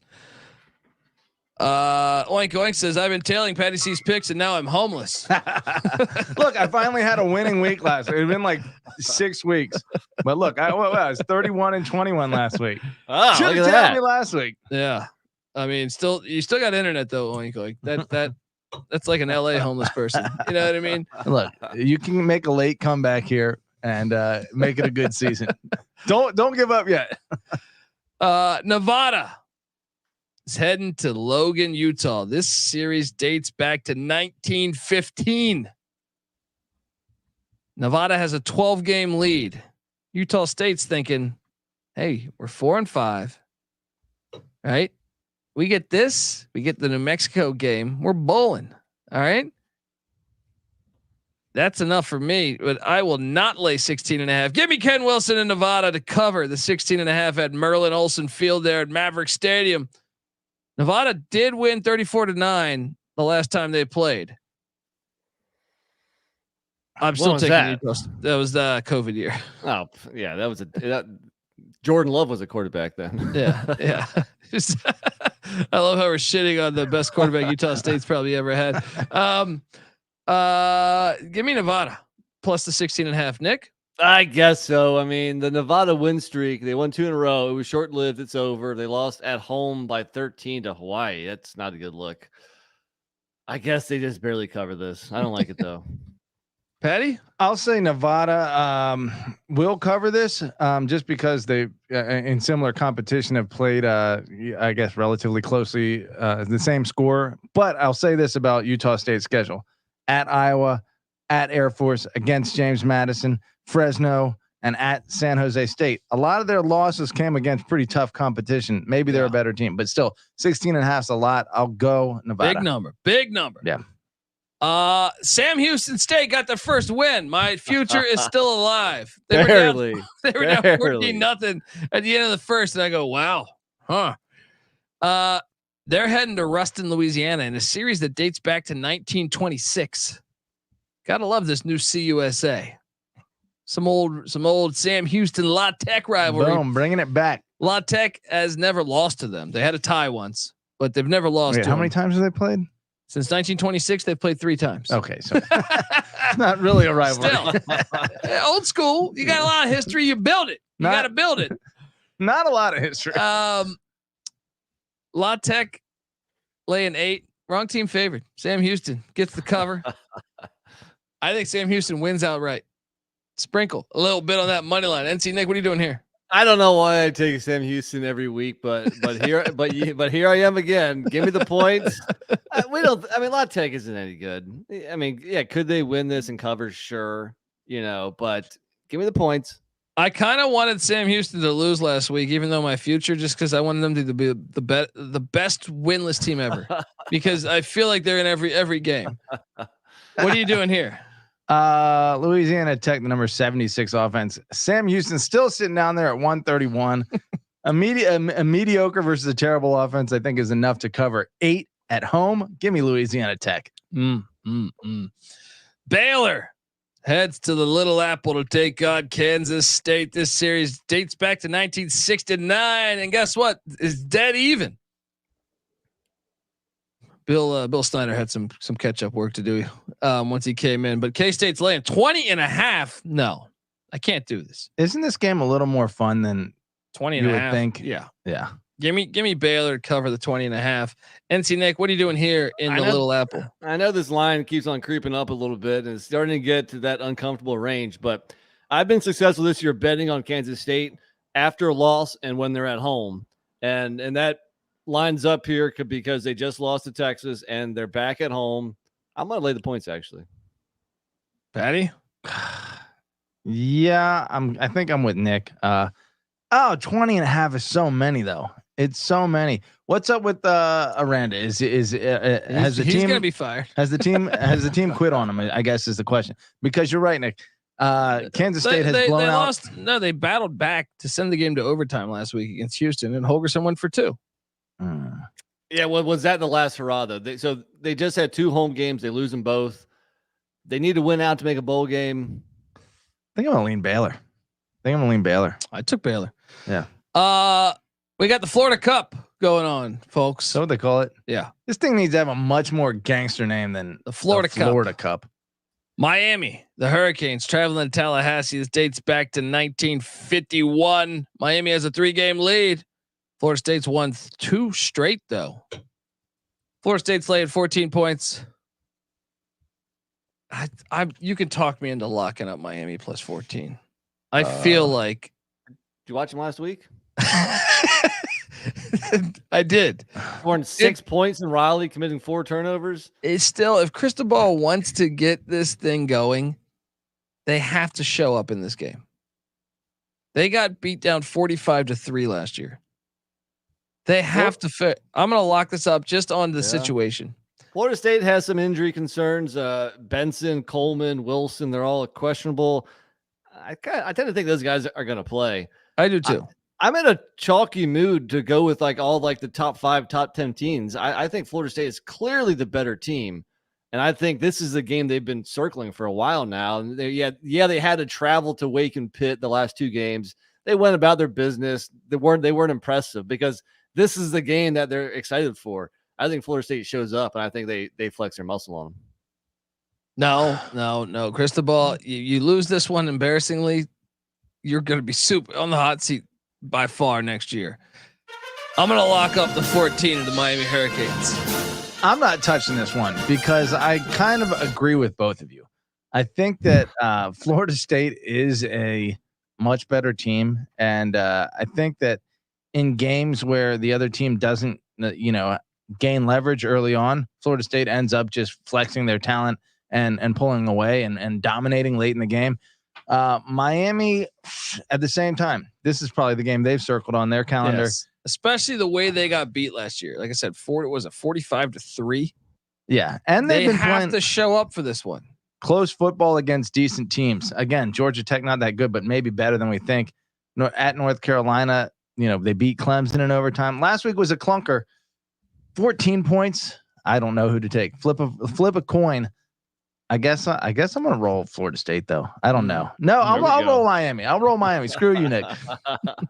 I don't know. And I thought you were my showboat buddy. Miami just for fun. To update you, Miami, Ohio's up 19-0 now, covering the 17. All we need is a field goal. 7 minutes left. All we need, we got it right where we want them. Would Akron even kick a field goal at this point? So you need a score. Eastern Michigan just scored a touchdown. Oh, they're done. Let me ask you this. Jordan Travis trying to make a Heisman statement. Does that favor Florida State to maybe pull away and run up the score a little bit? It can't happen 2 years in a row. Cristobal knows they got to get up for this one. If it can happen against anyone, I hate betting on Cristobal. Against Cristobal. I hate betting. Keep on mentioning Cristobal, yeah, like he's a good coach or something. No, I do think he's a player's coach, and he's gonna hammer that fact that it shouldn't take much to motivate Miami's players for this game. True. A chance to take down Florida State, maybe knock them out of the playoff in classic Miami mode. I'd love to see it. That's why I am rolling Miami. Yeah, I'm locking it up though. You guys locking up anything today? Lock up my fucking. I'm not locking this one up. Beers. Okay, next up. Keep them. Let me get one of those beers. All right. Thank you. How do they say cold? He's got one of those cold pillows down there. They sell at Costco. Wait, a cold what? A pillow? What is a pillow? A pillow. Someone explain or spell pillow for me. Tennessee at Missouri. I will like this one up. I want to take Missouri, but I also think that's probably a body blow game against Georgia. Yeah, which one are you locking up? Yeah, I'm taking Missouri. I think they're the better team. I do think they have a real live home field advantage and body blow. Yes, potentially. The flip side is, I think that's a confidence builder. They were right there with Georgia. Yeah, man, I like Missouri here. Let's go. I'm with you. NC Nick says, play his theme music. Yeah, Jenna. Yeah. Shout out to Jenna in the chat. Are you locking this up, Petty C? I'm not. I'm not either. Just because I guess Tennessee dominated UConn last week. Are you guys going to lock up anything on the show? Come on. I just locked up Miami, the fucking game before. I was giving you a taste of your medicine there, buddy. Look, the Vols have a 1-game lead. The series dates back to 2012. Missouri ties it up. I like it. I am guilty of being just like the college football playoff, apparently penalizing Missouri for a close loss against Georgia, best team in the nation potentially, while Tennessee destroys the worst team in the nation, giving them a little more credit. Still, Missouri's going to win this. Wrong team favored. Florida International, the airport, heads to Murfreesboro, Tennessee. Middle Tennessee's laying 11 points against my Mike McIntyre guy here. Come on. Look, FIU can still go bowling. They're 4-5 right now. MTSU can't. Stock still, maybe on the way out the door. Give me FIU and the points. I could be talked into a lock here. Especially coming off a bye also. I could certainly. McIntyre's a good coach. He's going to put that bye to good use. Only thing scares me is it's Johnny Red Floyd Stadium. Yeah, I'm definitely on the points. I'm not going to lock it up. I just think this should be like MTSU -7 or something. Series dates back to 2005. MTSU is an 8-game lead. I say 7. Sprinkle the money line plus 340 on the airport. Hanger 5. Patty C, what are you doing here? My apologies for not having this game like squarely in my crosshairs and having a fucking detailed analysis. Middle Tennessee, the number 105 defense, Florida International, the 119th defense, Florida International, the 111th offense, Middle Tennessee, 104th offense. These teams fucking suck. I guess you have to make a pick here. The number is 10.5. That's too many. Give me. I don't think the airport sucks because they could still go bowling. True. Mikey Mack. Does he have more to play for the bowling, or is Middle Tennessee playing for pride here? That's the angle. You got to take the airport. I think for a coach as good as Mike Mack, we're going to go Florida International. Let's jump over to the next one. The Utah Utes are heading to Seattle to go sailgating. Washington's laying 9.5 points. Lock. I am laying the points with Washington. Look, this series dates back to 1931. Washington has an 11-game lead, and one thing about Utah, when they joined the Pac-12, they don't win in Seattle. Give me the home team here, laying the 9.5. This crowd is one of the loudest stadiums in college football. I think having that pig farmer at quarterback, I don't think it's going to work out. So give me the Huskies minus the points. Nick? I'm going to lay the points also just because I have questions if Utah can keep pace, and Utah on the road is a much different team than Utah at home. So I'm with you. I'm going to lay the points. I don't know if I feel great about it to lock it though. I do still think Washington is due for a loss. That'll probably come next week. Is that Oregon State next week? Yep. Yes. Okay. Next week is when jump on the Beavers. I agree. Patty C, what are you doing here? I'm curious in terms of seeing high powered passing attacks. I don't know if you would consider UCLA that, but certain USC, Oregon, and both in the past 3 weeks, and then they haven't played Colorado, Utah yet. So that's at the end of the season. So either way, I think they're going to be prepared to challenge this, and I think that's too many points. So give me Utah. Oh man, big fumble just gave Akron the ball at midfield. You got a chance. We got to kick a field goal though. Just get in field goal range. Utah has the number 35 pass defense in the nation. So is that going to be enough to hold down? Utah on the road ain't going to work, buddy. I feel sorry for you. All right. I feel sorry for that logic you're using. Wait, in that noggin. 9.5. I don't know. Right. You know what? There have been a number of times where you guys dissuade me. You made me feel uncomfortable about my pick. And then it's fucking. And this is one of them. And then on Saturday, I go, those guys are fucking idiots. So, I'm sticking to my guns. We're going Utah here. Okay. Right. Oink, oink, oink. Feel free to put whatever money you still have left on Utah plus the 9.5. We haven't had a lock battle this week, guys. Let's try to get one in here. Okay. Yeah. Speaking of lock battles, Cincinnati on the under.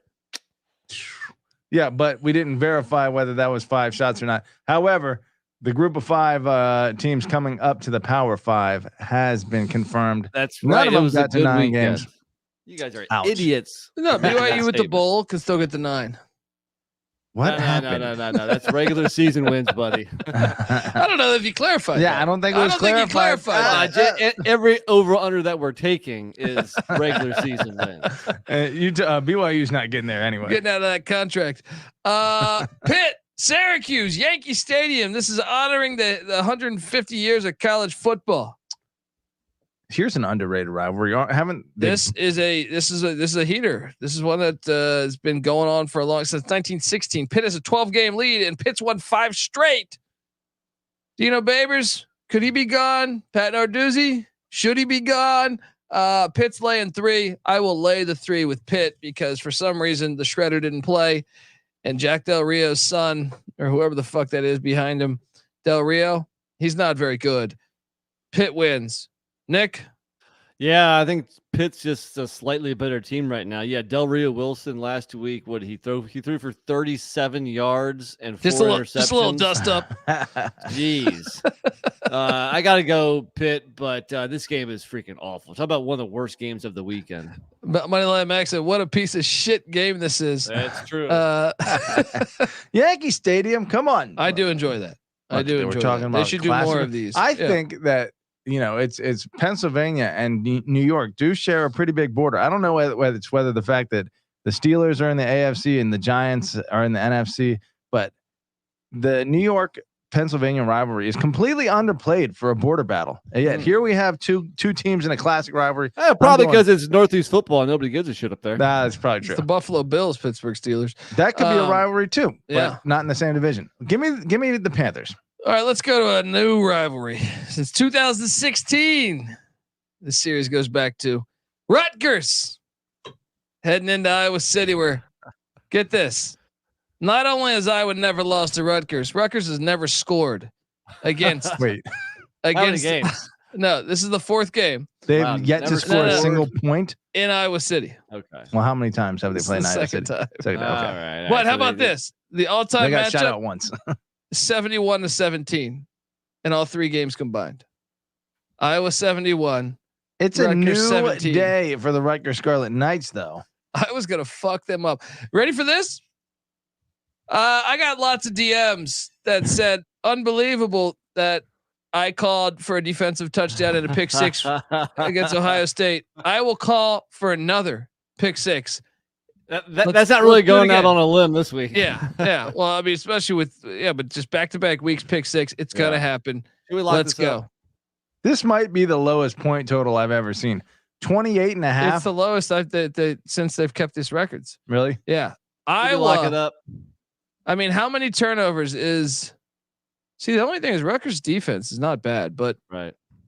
So this is the thing too. Like, why doesn't Iowa get a mobile quarterback? They did with Brad Banks. They almost won the national championship. I mean, like then Ferentz is like, no. He's too good. I know we mentioned this before, but so their launcher quarterback still can't pass the ball. So get a mobile quarterback. Wait. You're talking about Deacon Hill. Yeah, my boy. All right. Mr. Fastball himself. He got no touch on anything. You would think you would just go out there and get somebody. Just put your wide receiver at quarterback. Honestly. Right. Exactly. Yeah.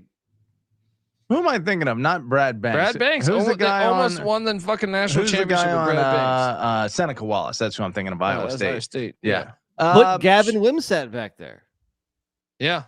I think you have to get a transfer, but get him. Get someone someone like him. I guess Russell Wilson probably isn't a good comparison because he's an amazing throwing quarterback. Deacon Hill's yeah, I'm just saying he's a mobile quarterback. Russell Wilson's won a Super Bowl. Deacon Hill can dream. All right. We saw the same thing in Wisconsin. We've had the same request of them for like 30 years, and they did it one time with Russell Wilson. Akron just threw a pick and won the Rose Bowl. Fucking losers. Fucking losers. You're at the 5-yard line. Yeah, I'm on Iowa. Patty C, what are you doing here? Yeah, 1.5 at home. Give me Iowa all day. Lock it. Fuck it. Lock it. Let's lock it. Let's do it. Let's do it. Let's have a lock party. This is for Brian Ferentz and everyone up there thinking that he won't have the courage to run another quarterback plow. You know what I mean? Is Deacon Hill the worst quarterback in football history? No. He's pretty bad. He's fantastic.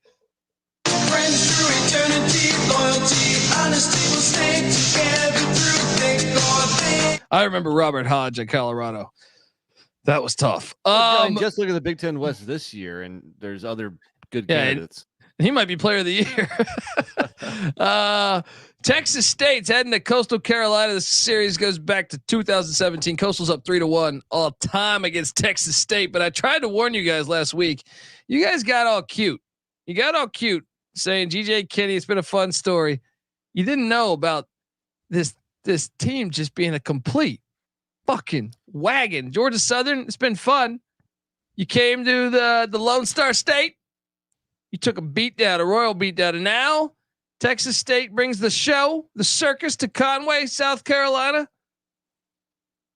Guys, I'm telling you, Texas State's gonna fuck them up. I will lock this.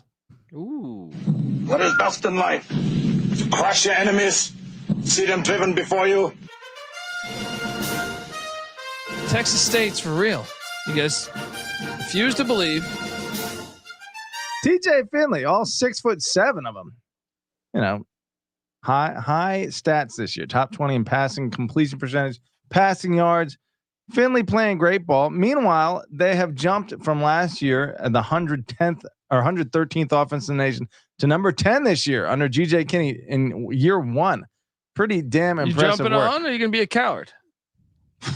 They're favored over Coastal now. By 1. I'm fading them. Coastal gets it done at home. You know, Big Bird's out, buddy. It doesn't matter. Look what they've done lately. Coastal Carolina's won 4 in a row. 3 of those games on the road.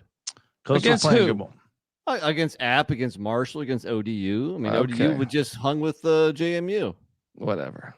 I can't wait. You guys took Georgia Southern. Just walk into Conway on the teal turf and come out with a W. Give me Coastal Carolina. I'm with you, Nick. You guys are so stupid. Minnesota heads to West Lafayette. Take on the Boilermakers. This series goes back to 1894. This game sucks. This is Minnesota has a 5-game lead. Who's more mid? Minnesota or Purdue? We got to have a nickname for Purdue about their midness. Dude, why is Minnesota catching points? They're the better team. Minnesota wins in West Lafayette. Nick? I took Minnesota, I guess. Yeah, I mean, this is the game in New York City. This is Syracuse against who they're playing. Was it Pitt? Yeah, this is Pitt, Syracuse in the Big Ten. I mean, this game is awful. I guess maybe Minnesota. This doesn't even have the sexiness of a Big Ten West matchup like fucking Iowa versus Wisconsin. You're not even getting that brand. Purdue is like a fancy Big Ten West team. Minnesota kind of balanced, but more running. I think because PJ Fleck is auditioning for that Michigan job right now. Michigan State job. Both. PJ Fleck is not auditioning for the Michigan job. Dude, he is number one. Connor Stallions is auditioning for the Michigan job. That's true. Connor Stallions should be given the Michigan job, let's be honest. So we're all on. Nick, what are you doing here? Yeah, Minnesota.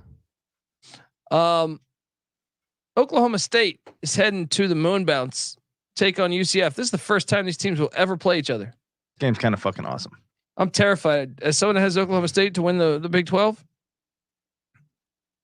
UCF's winning this game, guys. I'm taking UCF to win this game. Plumlee looks good again. I think the line's even telling you UCF's going to win this. There's a lot of reasons to like UCF here. Yeah, but I'm still going Oklahoma State. I think UCF's going to beat them. Oklahoma State's on a mission.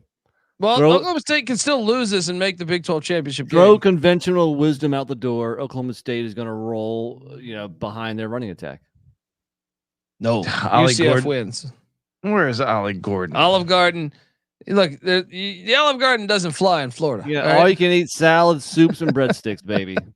Leading the nation in rushing by a comfortable margin, 1,225 yards. Yeah. Vidal with Troy. Vidal Sassoon. 100 yards less. 7 yards a rush. Man, but I think the home crowd. I really don't know what to go on this game. I'm gonna lean. UCF with you, Cole. Yeah, it's gonna happen. New Mexico State and Jerry Kill are heading to Bowling Green, Kentucky. If New Mexico State wins this game, they have clinched the Conference USA championship game appearance. First year in the Conference USA.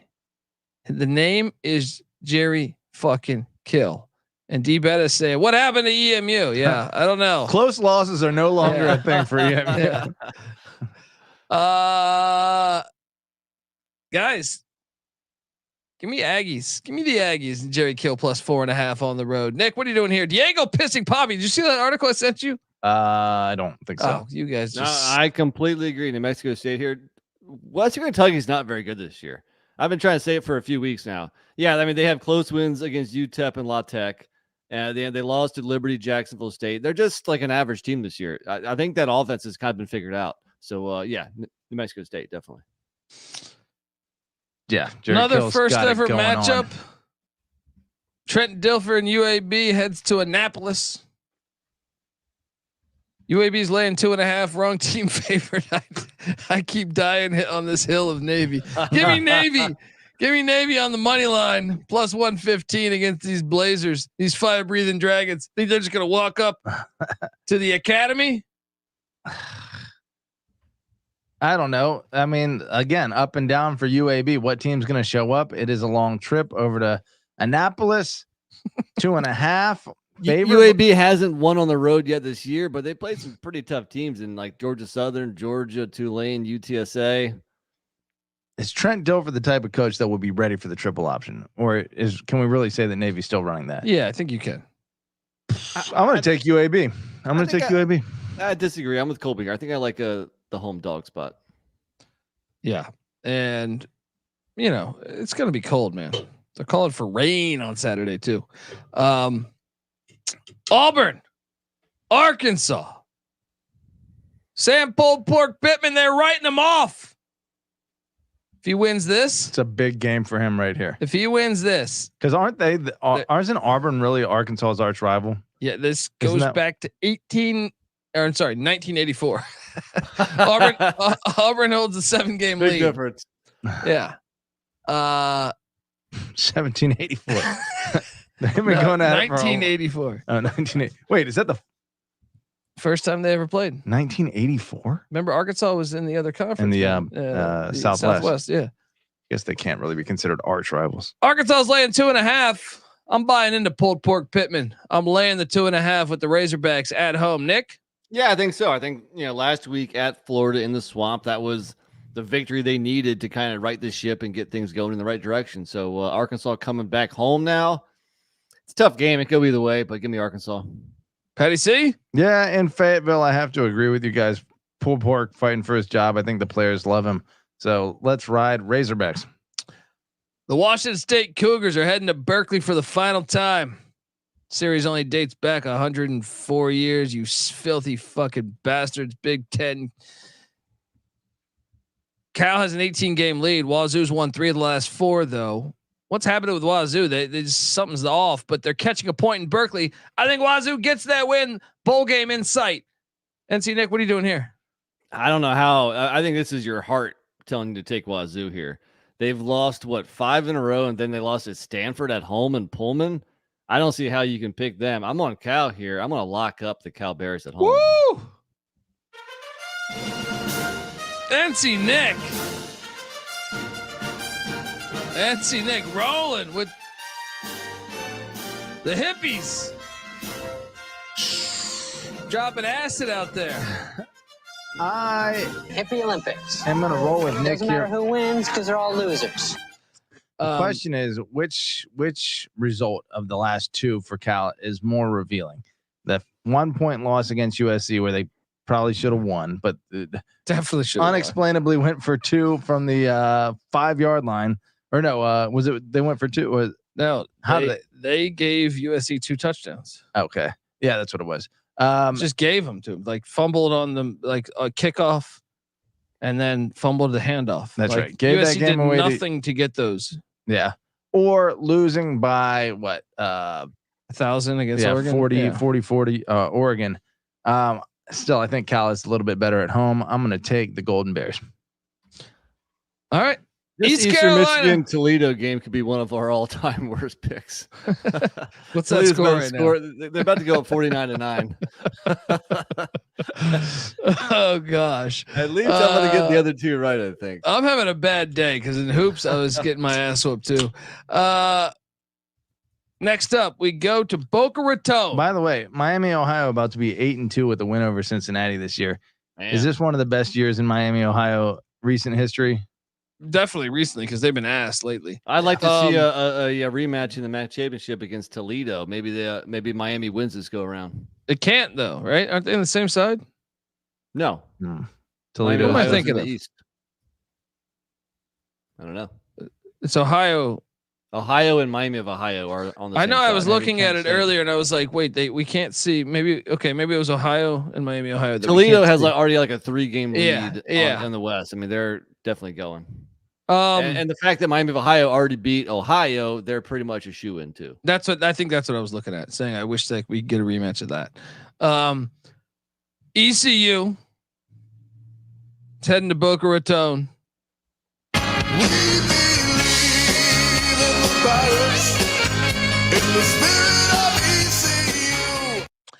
You know, this series goes back to 2013, and guess what? ECU's never lost to FAU.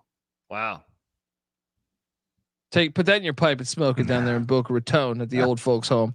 We will go to the old folks' home with electric guitars, Still riding his voice. Hennessy, and anything out, moonshine, and just fuck them up. They're not going to know what came through there. So give me the 7.5 and the Pirates. I personally think they're live to win on the money line. I feel like I've heard that. Although last week you were almost right about that. However, I have to feel like they are demoralized after that close loss. The season is 1-8. They're kaput. Florida Atlantic gets it done. I think Patty's right. I think that was their last hurrah last week at home against Tulane, and they still came up short. Now they're starting to make their holiday plans and stuff. They covered 2 weeks in a row. Good luck trying to stop LeJante Webster, who leads the nation in receiving for FAU. The hook is tempting to take. But Yeah, you I'm take still it. going Florida. Arkansas State's heading to Mobile to take on South Alabama. Series dates back to 2012. Arkansas State's got a 1-game lead. However, South Alabama's won 4 straight against Butch Jones.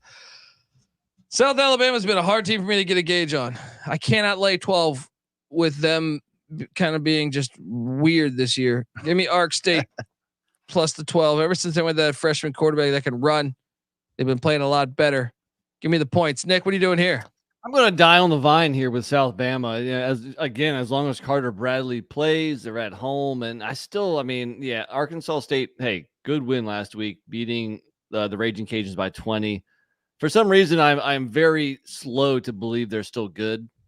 So I'm talking about Arkansas State. So give me South Bama. Patty, who is that quarterback at Arkansas State? Oh man, he's a freshman. He's playing good this year too. Jalen Raynor. Yeah. Lead several statistical areas where he's high, 7th in the nation in passing yards per attempt. Yeah, he's a good football player. That makes me want to take Arkansas State to cover. Stanford heading to Corvallis for the final time. Series dates back another 104 years. Just throw that. Yeah, just throw it away. Stanford's got a 32 game lead. Not so fast. Oregon State's laying 21 points against Troy Taylor. It's a big number. However, gosh, I don't know. No, I'm laying it with Oregon State. Nick? I don't feel like Oregon State blows out anybody. I mean, granted, their Pac-12 schedule has been a tough one, but they've only beat Cal by 12, beat Utah by 14. It seems like, really their only 20-plus point wins was week 1 and 2 against San Jose and UC Davis. I guess I'm going to take Stanford to keep it close enough for a cover. Patty? Stanford's hit or miss as to whether they can keep it close. Keeping it close against Washington a couple weeks ago, getting throttled by UCLA and Oregon. However, I agree with you, Nick. Even in Corvallis, Oregon State doesn't blow teams out. So we're going to go Cardinal. All right. Georgia Southern's heading to Huntington, West Virginia to take on Marshall. This series dates back to 1989. They've met in the FCS playoffs before, but Marshall's won 5 straight against Southern. However, the hell's going on with Marshall? I'm locking up Southern minus 2.5 at Marshall. They can't throw the forward pass. Southern coming off that loss. Things get right in Huntington. Nick, what are you doing here? Dude, they've lost 5 in a row, and the last 4 have been by double digits. I don't know what's going on. I mean, remember when Marshall beat Virginia Tech? We were saying Charles Huff might be taking the Virginia Tech or like the West Virginia job. Yeah, but it turns out it's going to be the West Virginia Tech job. Yeah, pretty much. I don't know what's up with Marshall. Shout out to the Sedale Threat. I don't see how you can take them here, so I'm on Southern also. Patty C? Yeah, I feel like Marshall's in almost auto fade mode, so let's ride Georgia Southern. I will say 4 of those last 5 games have been road trips, so maybe coming home is exactly what Marshall needs. That's why I'm going to refrain from locking it up. Coward. Do you have the stats? I don't know if you already rattled them off. I was looking up other stats, but Marshall's success against Georgia Southern at 5 home. straight. 5 straight in general. In general. Yeah. Okay. So yeah, I don't know. I still feel like Georgia Southern is a better team this year. Let's keep the locks going because West Virginia's catching 13 in Norman. No. Give me West Virginia plus 13 in Norman. This series goes back to 1958. Oklahoma does have an 8-game lead, but I think WV's live to win this thing. I think Oklahoma's been fool's gold, and I think the West Virginia rushing attack against that defense that hasn't been able to stop the run. Watch out. What are you doing here, Petty C? I agree with you. The Oklahoma, at least specifically defensively, isn't the team that they used to be at the beginning of the season. They also have no 5. wideouts. Their run game sucks. I mean, they're number 13 offensively, but number 80 defensively. West Virginia, meanwhile, has looked like a pretty legit team all year round. 13 points, way too many, even on the road. Give me the Mountaineers. Locking it with me? I don't know. What do you think, Nate? It's close. I'm on West Virginia also, but I do think Oklahoma probably bounces back and wins this. The 2 losses were on the road, so now they're back home, and they're probably due for a win. But look, West Virginia's been impressive lately. And so, don't forget they should have lost to UCF. Yeah, true. True. Like right just, before that. Yeah, I think it's a close game. It could go either way. I'm not. It's right there for a potential lock. What do you think? Patty? If West Virginia wins this game, I think they play in the Big 12 championship. Okay, that's a stretch. Over who? Over Texas, Oklahoma State, Kansas State? No, over Texas. Really? Texas got to hit the road 2 weeks in a row. WV doesn't play Texas, right? Yeah. WV wins this, They're home to Cincy and at Baylor. So, but Texas would have to lose twice. Yes. You think Texas is going to lose twice? Is this is this your head or your heart? No, this is one of my locks. You'll hear in about 5 seconds. But okay, so even if they lose to TCU, they're going to lose again. Yeah, as long as Quinn Ewers isn't healthy, they're not winning a game on the road. They're still a pretty damn good team. I know. Yeah, they still have a good rushing attack. You yourself said that you were impressed with the development in the first quarter. The rest of the game, I was like, every play was almost a pick. Yeah, he did struggle in the second. If anything, K-State dropped like 3 interceptions. He was throwing some worm burners. Texas is, definitely. I think Texas Tech could get him in the final game of the season as long as they don't have Ewers. TCU, they got TCU this week. Well, I think they will have Ewers too. I mean, apparently he's day to day this week. I don't think he's going to play this week. I think that's some bullshit though, but yeah. Could be. You never know. I don't think Texas is fool's gold, and I think the more that they develop their backup quarterback, I think they're more. I don't think they're a national championship team, but I just think they've been living on the edge for a little bit there. They should have lost to Houston. The refs helped them out, and if anything, there's a clear area of weakness. I think teams that can pass the ball can really exploit. Their secondary looks pretty shitty to me. So and then West Virginia is also going to jump Kansas. Well, not jump, because right now they're tied in the conference with Kansas State, and Oklahoma. Well, the logic is this: Kansas has to play Kansas State. Like everyone else has to play tough opponents. If Dub V wins, their remaining schedule is Cincinnati and Baylor might not even have a head coach. Well, let's go. We'll see. You know, it's a stat that will kind of shock you, or at least it's surprising to me.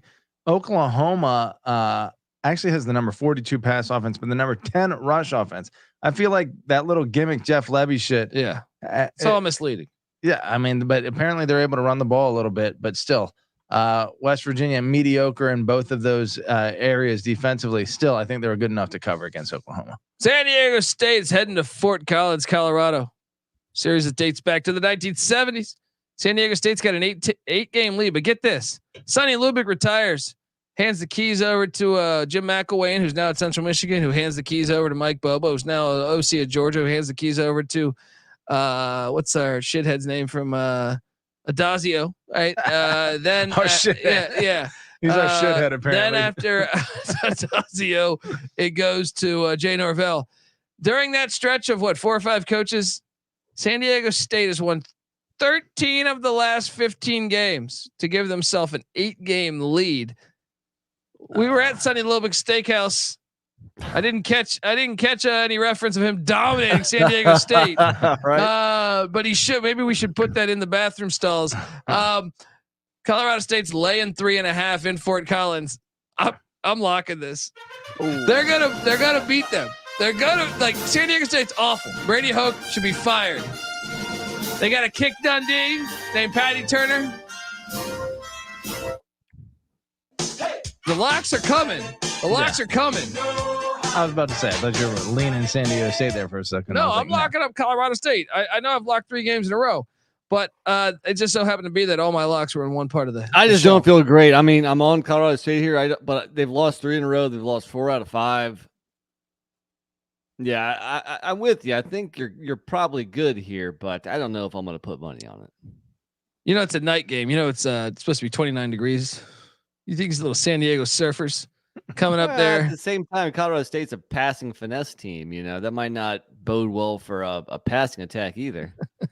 What San Diego State team is going to show up is the question, because they've been the one with no offense and the one that we've seen all year with no offense and just they block punts and kind of figure things out.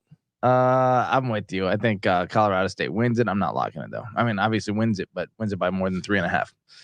Patty sees Cincinnati Bearcats hitting the road to Houston, Texas. Houston's laying 2. This line is spot on, and it is exactly what's going to happen. I'm not even picking this game. No. This game is a push. Holgerson's bowling, and it starts right here. Cincinnati will outgain Houston. Mark my fucking words and record this, Noah or McIntyre. They'll outgain them by 100 yards and lose by exactly 2. I'm calling for a push. Is that okay? Can I do that? Sure. Okay. You're wrong though. Houston wins. Houston wins by double digits. 31-21 final. I like Houston. I like Houston at home. I think they still have something to play for. Yeah, I guess I'll roll with you guys. I'll roll Houston. It's going to be close though, buddy. Maybe like 3 or 4 points. All right, folks. I want to tell you that the college football experience is brought to you by good old Bet365. Yes. Look, Bet365 is the world's favorite sportsbook, trusted by over 88 million players worldwide. Props, sides, totals, live betting, doesn't matter what. Bet365 has you covered. And if you like boosts, you're going to love the Bet365. It's almost like a 30% profit boost on your NFL same game parlays. Plus, they even have an early payout offer if your team goes up 17 points. Sign up today and choose from 2 offers, either $1,000 first bet safety net or bet $5, get $150 in bonus bets. Just head to sportsgamblingpodcast.com/bet365. That's sportsgamblingpodcast.com/bet365. Problem with gambling, call 1-800-GAMBLER. We're also brought to you by Underdog Fantasy. Underdog Fantasy is a way to play alongside your favorite fantasy football players all season long. NFL, NBA, NHL, college basketball, college football, doesn't matter. Simply pick higher or lower on your favorite players' fantasy projections and cash in, people. So watch along, make picks, maybe make a little extra cash on Underdog's mobile app or website, underdogfantasy.com. When you sign up with the promo code SGPN, Underdog will double your first deposit up to $100. That's Underdog Fantasy, promo code SGPN. All right, we are back on the college football experience. Ole Miss, the Rebels, are heading into Athens, Georgia. The series dates back to 1940. Georgia has a 20-game lead. However, Ole Miss won the last matchup in 2016. That's the last time they played. Once every fucking 30 years they play. Ole Miss is catching 10.5 points. Not so fast. I will lay the points with Georgia, but I've had a hard time with Georgia this year. What are you doing here, Patty C? I feel like over and over you have faded Ole Miss, discrediting their offensive output. But in this situation, I'm going to agree with you. I think Georgia is a far better team. You know, lately I think I've kind of had my finger on the pulse of Georgia. I was on them to blow out Kentucky. I was on them to blow out Florida. What's that? I think we lost NC Nick there. NC Nick. Can you hear me? Yeah, paging back. NC Nick. Okay. Man, I haven't had any technical difficulties in a while. So where did I leave off? What did you last hear? Rattling off. You said Ole Miss money line, right? No, I'm on Georgia here. I was saying that I've actually kind of pegged Georgia the last few weeks, and I was on Mizzou to cover last week, but I'm jumping back on Georgia here. I think they're clearly the better team. I think they're going to steamroll Ole Miss. And I'm just going to lock up the Bulldogs also. Go Dogs. Kirby Smart will expose the cha-cha-cha offense. Yeah, exactly. Yeah. Next up, Florida heading to Baton Rouge. This game goes back to 1937. Florida has a 3-game lead, but LSU's won 4 straight. Can they make it 5 straight? Because that'll be the first time in the history of the rivalry that a team's won 5 in a row. Very competitive. LSU is laying 13.5 points. This game was great. This game's always great. Remember that fucking player that threw the shoe? Oh yeah, a couple years ago, about to win the game. He throws the shoe. Florida makes Auburn, and LSU just always combined for phenomenal games. This is Les Miles was in recruiting battles with Urban Meyer. That's why he was telling, "Hey, get the blondes with the big tits. We need to get them on campus." All right. And, people got offended. He got fired from Kansas for just saying he wants blondes with big tits. He might have had a burner phone and having sex with someone that worked at the university that was like 35 years younger than him. Details. But legal is legal. LSU's laying. I got to take Florida in the points, even though I think LSU is going to win this game. LSU's defense, awful. We got to see about Jaden Daniels' health too. He was in the concussion protocol. We don't know exactly what's going on there. Mama Dukes was down in the booth with him. Gator, buddy. What are you doing here? You're talking about the #1 offense in the entire country, and they're only giving up 13.5 at home against Florida. Give me the Tigers. Florida's been bad on the road. They lost double digits at Utah and at Kentucky, and they only beat South Carolina by 2. They're very fortunate to get that win. Jaden Daniels is a massive thing. If Florida loses this game, they're going 5-7. Yeah, I would say don't bet this till we get a status update on Jaden Daniels, because I think that's fair. Yeah. Not only is he one of the best passers in the nation, his rushing stats are phenomenal as well. I'm kind of with Patty. If Daniels plays, I'm going to go LSU. If he doesn't, I'm going to go Florida. There it is. Texas is heading into Fort Worth to take on TCU in a series that dates back to 1897. TCU's won 8 of the last 11, including last year when they held Quinn Ewers and the Texas offense to just 3 points at home. Folks, I told you I'm locking things up. Yeah. Malik Murphy on the road is going to struggle. Isn't that weird that Kansas State has as much trouble with Texas as they do? It's Kansas State can't exploit their weakness, but TCU obviously can. TCU plus the 10 points. TCU on the money line at plus 300. Get it in now, folks. NC Nick, what are you doing here? Yeah, I think a lot of these Big 12 spots have been pretty easy to call, not to jinx ourselves, but like, we were both on K-State, or all three of us were on K-State and Oklahoma State last week. I think this is the week where you're on TCU. I think the whole city and the whole campus and the whole stadium is going to be salivating at the chance to knock off the Longhorns in their last year in the Big 12. And to your point, Colby, I mean, with the backup quarterback on the road, he isn't a very accomplished passer. Got to go Horned Frogs here.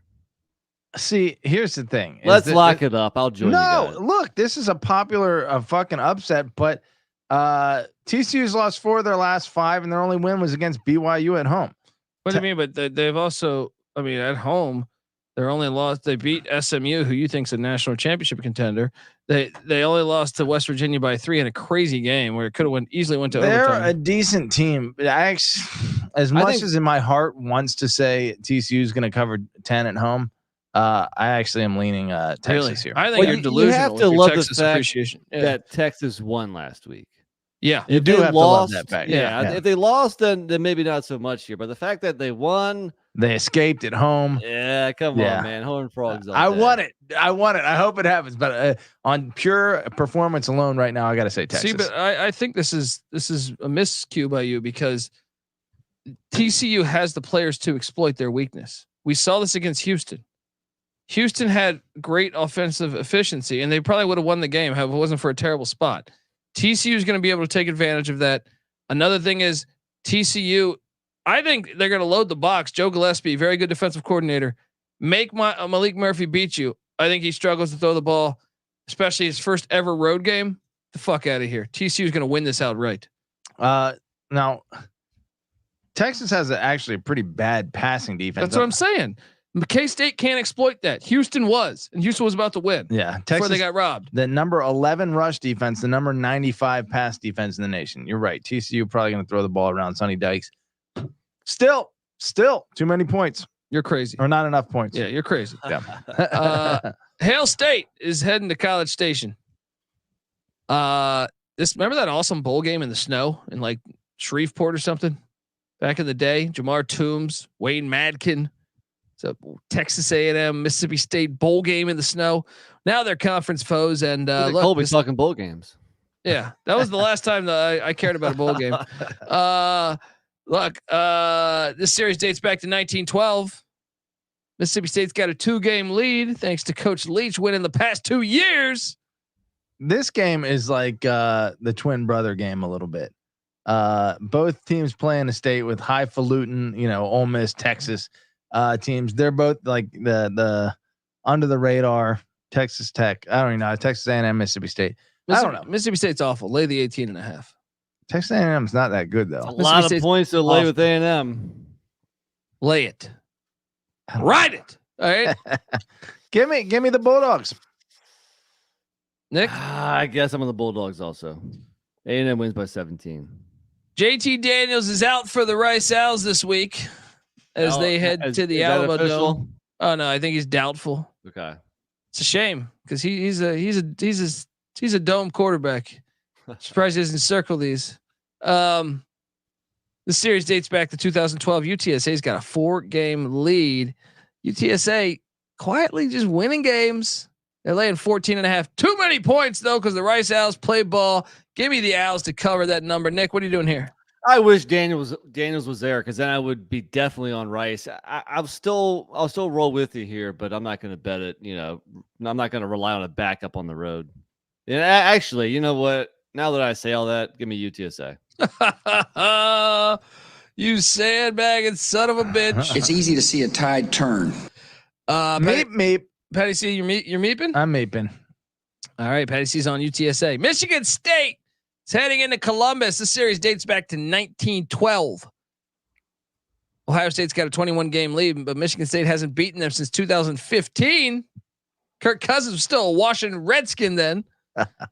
I think. Patty C, what are you doing here? 31.5 points. I got to go Sparty with that hook, but I don't feel good about it. Don't bet this game. What are you doing here? Yeah, I got to go Sparty too. I think they're a much better team talent-wise than they're probably getting credit. Wasn't the score Michigan 40? State? Wasn't the score 49-0 at halftime last year? Hold on. Michigan State's a much better team than they're getting credit for. Yeah, what are they sitting at? 3-6 though, but suck. then close They don't loss have at any Scarlet, talent. They have who's awful pretty good. coaching. Sorry, go ahead. Their losses include Washington, Iowa, who's pretty damn good, Rutgers, Michigan. They're not good, but they're not. I mean, are you at all concerned that Ohio State was up 49-0 at halftime last year? Because I have a little. Ohio State might blow the doors off. I don't know. I'm still taking of course, CJ Stroud just threw for like 500 yards in the NFL last week. I'll take the points. I don't like it. Don't bet this game. What are you doing? You know what? Fuck it. I'm gonna lay the points. My initial reaction was to take the points too, but I'm changing stuff up here because Michigan State sucks that bad. They are on auto fade. Well, in basketball and football.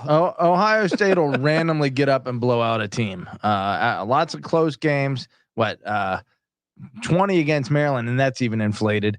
8 against Penn State, 14 against Wisconsin, only 19 against Rutgers. But Caden Hauser. But 34 against Purdue. Caden Hauser. He's a fucking. Who's better, Purdue or Michigan State? Probably Purdue. I think Purdue by a little Probably. bit. Maybe Ohio State's the play here then. I don't know. Look, folks, before we get to the final couple games here, I want to tell you that the College Football Experience Week 11 previewed picks is brought to you by Game Time. Buying tickets to your favorite event shouldn't be that stressful. Game Time is the fast and easy way to buy tickets for all sports, music, comedy, and theater that is near you.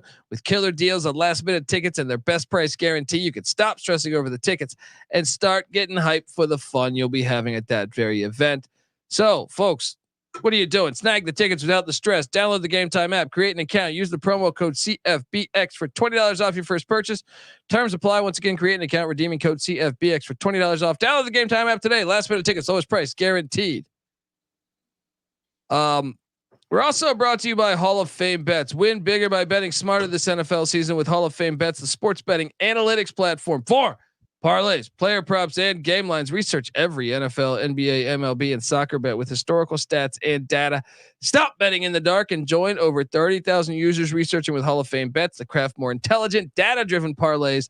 Download the Hall of Fame Bets app or visit hofbets.com and use that promo code SGPN to get 50% off your first month. Start researching, start winning with Hall of Fame Bets. All right, we jump back to the College Football Experience rivalry game happening here in Chapel Hill. The battle for the victory bell. This series goes back to 1888. Beautiful. North Carolina's got a 23-game lead. Duke hasn't won though since 2018. Some would say last year was crap. We got the zebras came into play there. Understatement. I think. Well, what's the situation here? What's the situation quarterback wise? Nick. That is the all important Leonard's question. not playing. It's the third string quarterback. What's his name? Graftis. Okay. Although he played pretty damn well. He played all right in the second half of that game. Sorry, Grayson Loftus. I was combining both his names. I'll take the points in Duke rivalry game. 14.5 points. North Carolina coming off that big Campbell win. Give me Duke and the points. The other thing that was confusing about that was Griffiths versus Loftus. Yeah, exactly. I don't know. So I mean, the problem here is trying to keep pace offensively with UNC. Honestly, I don't feel great about this game. Of course, I'm taking Duke in the points, but we have to really control the clock with our running game if we're gonna have a chance here. So I'd stay away from betting it, but give me Duke. Look, your heart is in this equation right now. Duke is not nearly the same team without Leonard that they are with him. Nor are they the same team on the road. Yeah. In Chapel Hill, North Carolina gets it done. The hook is a little bit scary, but just to be an asshole, even though I like Duke under Elko and I fucking hate North Carolina, I'm still going to shotgun one just to disrotspect you, Nick. Here we go. YouTube.com/the college so experience. disrespected. Shotgun blast. That's a North Carolina shotgun. That is because I am. Should I lock North Carolina just for that shotgun? Yeah. Lock it up. North Carolina, 14.5. Patty C said, ride with the heels. Talks all the shit about North Carolina, and now he's betting on them. I needed a reason to shotgun a beer. Arizona State is traveling to the Rose Bowl where a beer's never been shotgunned. Look, and Colby's not allowed to come anymore. Yeah, I did some shotguns in the parking lot though, and I'm not allowed back. Series dates back to 1976. UCLA has an 8-game lead. UCLA's laying 18 points. Arizona State just got fucking destroyed. But we saw that coming. That was a bunch of guys from the sunny desert going up to cold Utah. At least I saw that coming. I think they're going to fare better in Southern California. Yeah, I can't see a packed house for this game. Back-to-back away games. All right, give me the 18. I don't feel good about it. Don't bet this game. Petty C, what are you doing here? I'd be curious to check on the ticket prices right now. I know against Colorado is the hottest ticket in town. The Fairweather fans came out to see primetime. I don't think they're going to have a huge home field advantage. Still, they're a much better team than Arizona State. UCLA covers 18. Whew. NC Nick, you're on the Sun Devils, huh? I am. Yeah. Give me okay. Here. Did you say you were on? I went Sun Devils, but I don't feel good. Sun Devils are playing decent ball. I don't feel great about that either. I do feel good about this one. New Mexico hits the Smurf turf. Boise's laying 26.5. I could be talked into a lock here. I think Boise coming off the loss in the Valley and Fresno is going to fuck up New Mexico. Patty C, NC Nick, what are you doing here? I agree with you. I mean, these games in Boise have not been anywhere near remotely close, other than that random 2015 upset. So I'm on Boise here, but that's a lot of points to lock up. Can I alert the listeners to Eastern Michigan scored? We have a minute left. If we get the onside kick, we are only a touchdown. We cover. Really? A touchdown and we cover, folks. So kick that onside kick, Chris. Iowa State's heading to. Wait, real quick. Boise sitting at 3-2 in the conference. Fresno and UNLV both at 4-1 above them, and obviously Air Force at 5-0. Do you think Avalos can psych his team up for this chance to stay alive in the conference championship race? I think I like laying the 26. Yeah, I'm with you. Myron Kidd in the chat says McAllister transferring troubles me. Eric McAllister is their really good wide receiver. He quit the team. Ooh, I didn't. Somehow that news did not get to me. That's interesting. He entered the portal. He said, "You know what? I had enough of this bullshit." So I think we still lay it with Boise though. New Mexico sucks ass. Iowa State's at BYU and Provo there. Remember this? BYU's super mad at Iowa State. Series dates back to 1968, but guess what? BYU's never beaten the Clones. Was it Rush that was claiming that BYU was going to get this done?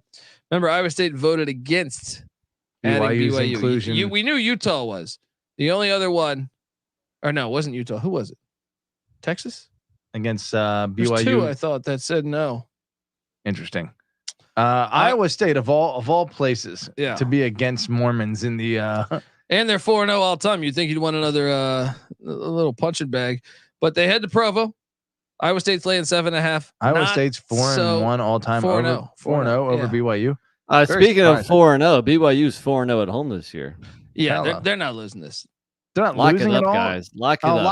I'll lock give up me a the cover. touchdown. You're giving me the hook too, 7.5. I'll lock up BYU. But I think Slovis might play too. Slovis hasn't played the past couple of weeks. So. I don't know if I'm money lining this. I think Matt Campbell's a better coach than Sataki. I do too, but I don't think you win in Provo. I think it's one of the best home field environments in all of college football. I think Iowa State does win, but BYU covers. BYU points. Lock it up. Yep, let's go. I'm in. It's a dead man's party at the Super Soaker. I'll join you. Give me that. Triple lock? Yeah. There we go. I don't know. No. Just double up. Spinal. USC is heading into Eugene, Oregon. Oregon's laying 15 points. It's a big number.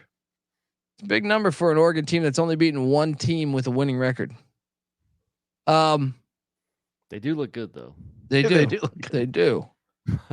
However, was ahead of the I'm curve taking on the that, too. 15. I'm taking the 15. Well, I mean, I guess the Texas Tech game is an indicator that they're not maybe that. They played some pretty damn decent competition though. One win against the team with the winning record, Utah. Okay, yeah, but at Washington, Well, that's the only other team and they lost. So they throttled most of these other teams. They're destroying what everyone. teams are those? Portland State. Portland State. That was 81-7. I mean, that's still impressive. Of course, even though they have a losing record in the Big Sky. Colorado 5 touchdowns, Stanford 5 touchdowns, Washington State 2 touchdowns, Utah 4 touchdowns. No, the Utah one is very impressive. Yeah. Here's the thing though.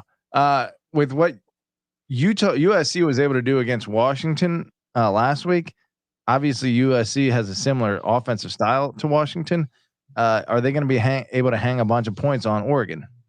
Because no one had hung. You got to take the points. No one. Texas Tech did put up 30 on Oregon, but other than that, Washington was the only team that put more than 24 on them. USC, I think, does score on them, but I think Oregon still gets it done. Nick? I guess I'm going to go USC in the points. I mean, I think everybody's saying that you have to take USC in the points. I mean, there's a good chance that like their will is completely broken, and Oregon was just going to like rub it in their face and blow them out. I would love that. Is that a chance? Is that in the range of possible outcomes? Sure. Let me ask you this: it's a series that goes back to 1915. It's a long-term series. The two glamour programs of the Pac-12 before they both leave the last time here. Do you like Caleb Williams as a player, as a dude, or not? Do you want to see it get rubbed in his face, or would you rather see he clearly cares about the team? Would you like to see him play well here? Yeah. I got nothing against Caleb Williams. I don't have anything against Caleb Williams either. I think he's maybe a dumbass. I don't understand why people hate him. I have not. Why? Why is he a dumbass? I mean, I feel like I've had this conversation with you where it's like the dude is demanding to be part of the ownership of whatever team drafts him. That's a fucking idiot. That wasn't me.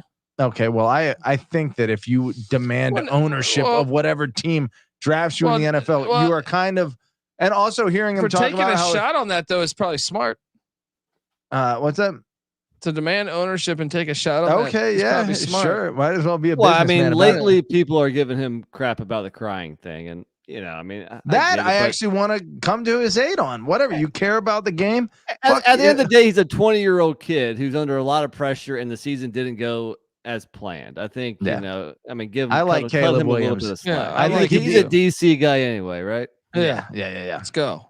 Put on the Redskins hat on draft day. That's what I want to see Caleb Williams do. Then I'm all in on fucking Caleb Williams. All right. So Patty, you're laying the 15. No, I'm going to take USC to cover. We got a big one here. If Fresno wins this, it's looking like smooth sailing. The only problem is it is the battle for the Valley. Yes, the Valley Trophy. Series goes back to 1921, and believe it or not, Fresno only has a 6-game lead. Fresno heads into San Jose, California to take on the red-hot San Jose State Spartans. This was a 17-10 win for Fresno in the Valley last year. But now this is in San Jose, CBS Sports Network. I can't believe San Jose State's favored here. I think San Jose State's really good, though. You look at their losses. You want to talk about schedules. I think they're a lot better than people think. Well, you could argue look at their wins. What's their best wins against Utah State? True, but I'm saying like clearly every loss that they had was to a 10-win team last year. Put that in your pipe and smoke it, buddy. I'm gonna go Fresno. I think Fresno is better coaching. I think Fresno's a better team. Not so fast. San Jose State gets the upset here in the Battle of the Valley. It stinks to high hell. I want to look up one stat. Fresno, the number 15 passing offense. San Jose State, the number 14 passing defense. The spread is San Jose State favored by 1 in a rivalry game at home. No, Fresno's a better team. You guys don't give San Jose State the respect they deserve. Tyler Rumsberg in the chat says Fresno's the public dog.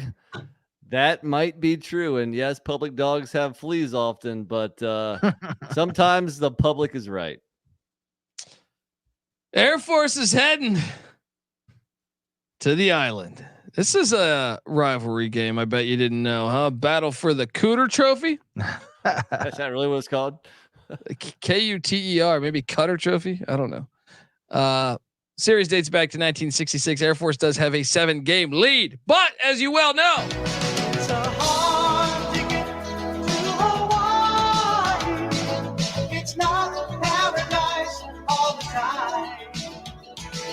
It's a hard ticket to Hawaii. Sorry. Got a little carried away there. Lost subscribers. 18.5 is what Air Force is laying.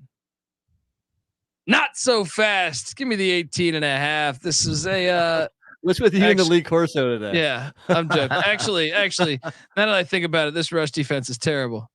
So yes, so fast.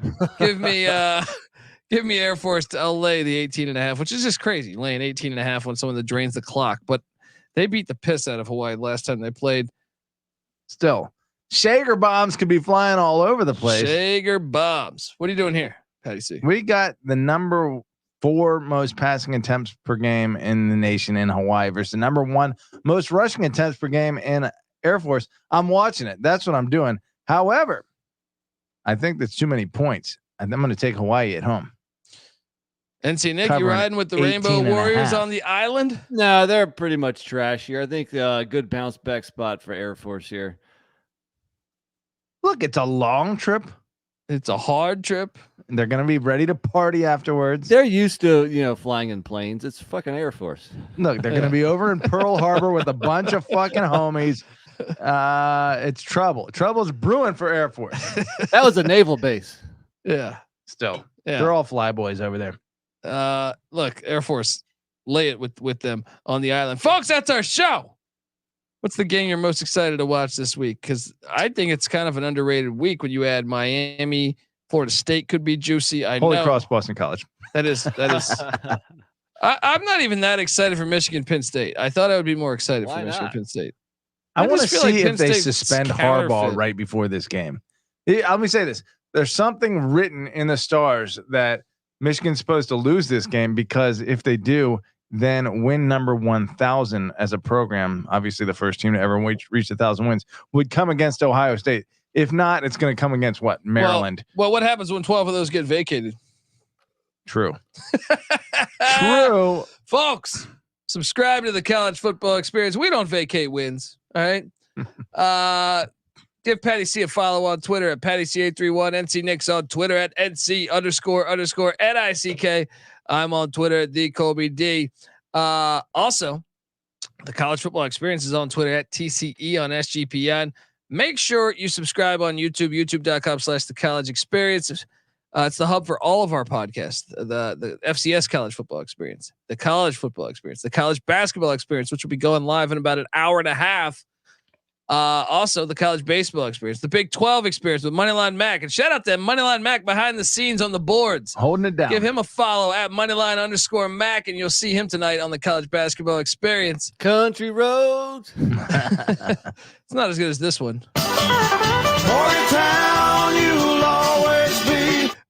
Folks, anyway, also check out the Sports Gambling Podcast. They're live from Las Vegas every Friday night on VSiN. That's Brent Musburger's network. If you have YouTube TV, you have VSiN. And also check out everyone else. The Bottom Line Bombs, CJ Sullivan, NBA Gambling Podcast, NHL Gambling Podcast, MLB Gambling Podcast. What's it? The not Formula One Gambling Podcast. They're in Vegas this week. All right. Check out all that shit. It's great. It's all out there. Appreciate you. All right. Until next time, this is the College Football Experience, Week 11 preview and picks. You better start thinking about yours. And we out of here. Run and shoot. We can really run and shoot. And the whole team's looking and the whole world's looking with the cameras. Run and shoot. We can really run and shoot. And you know what you're getting.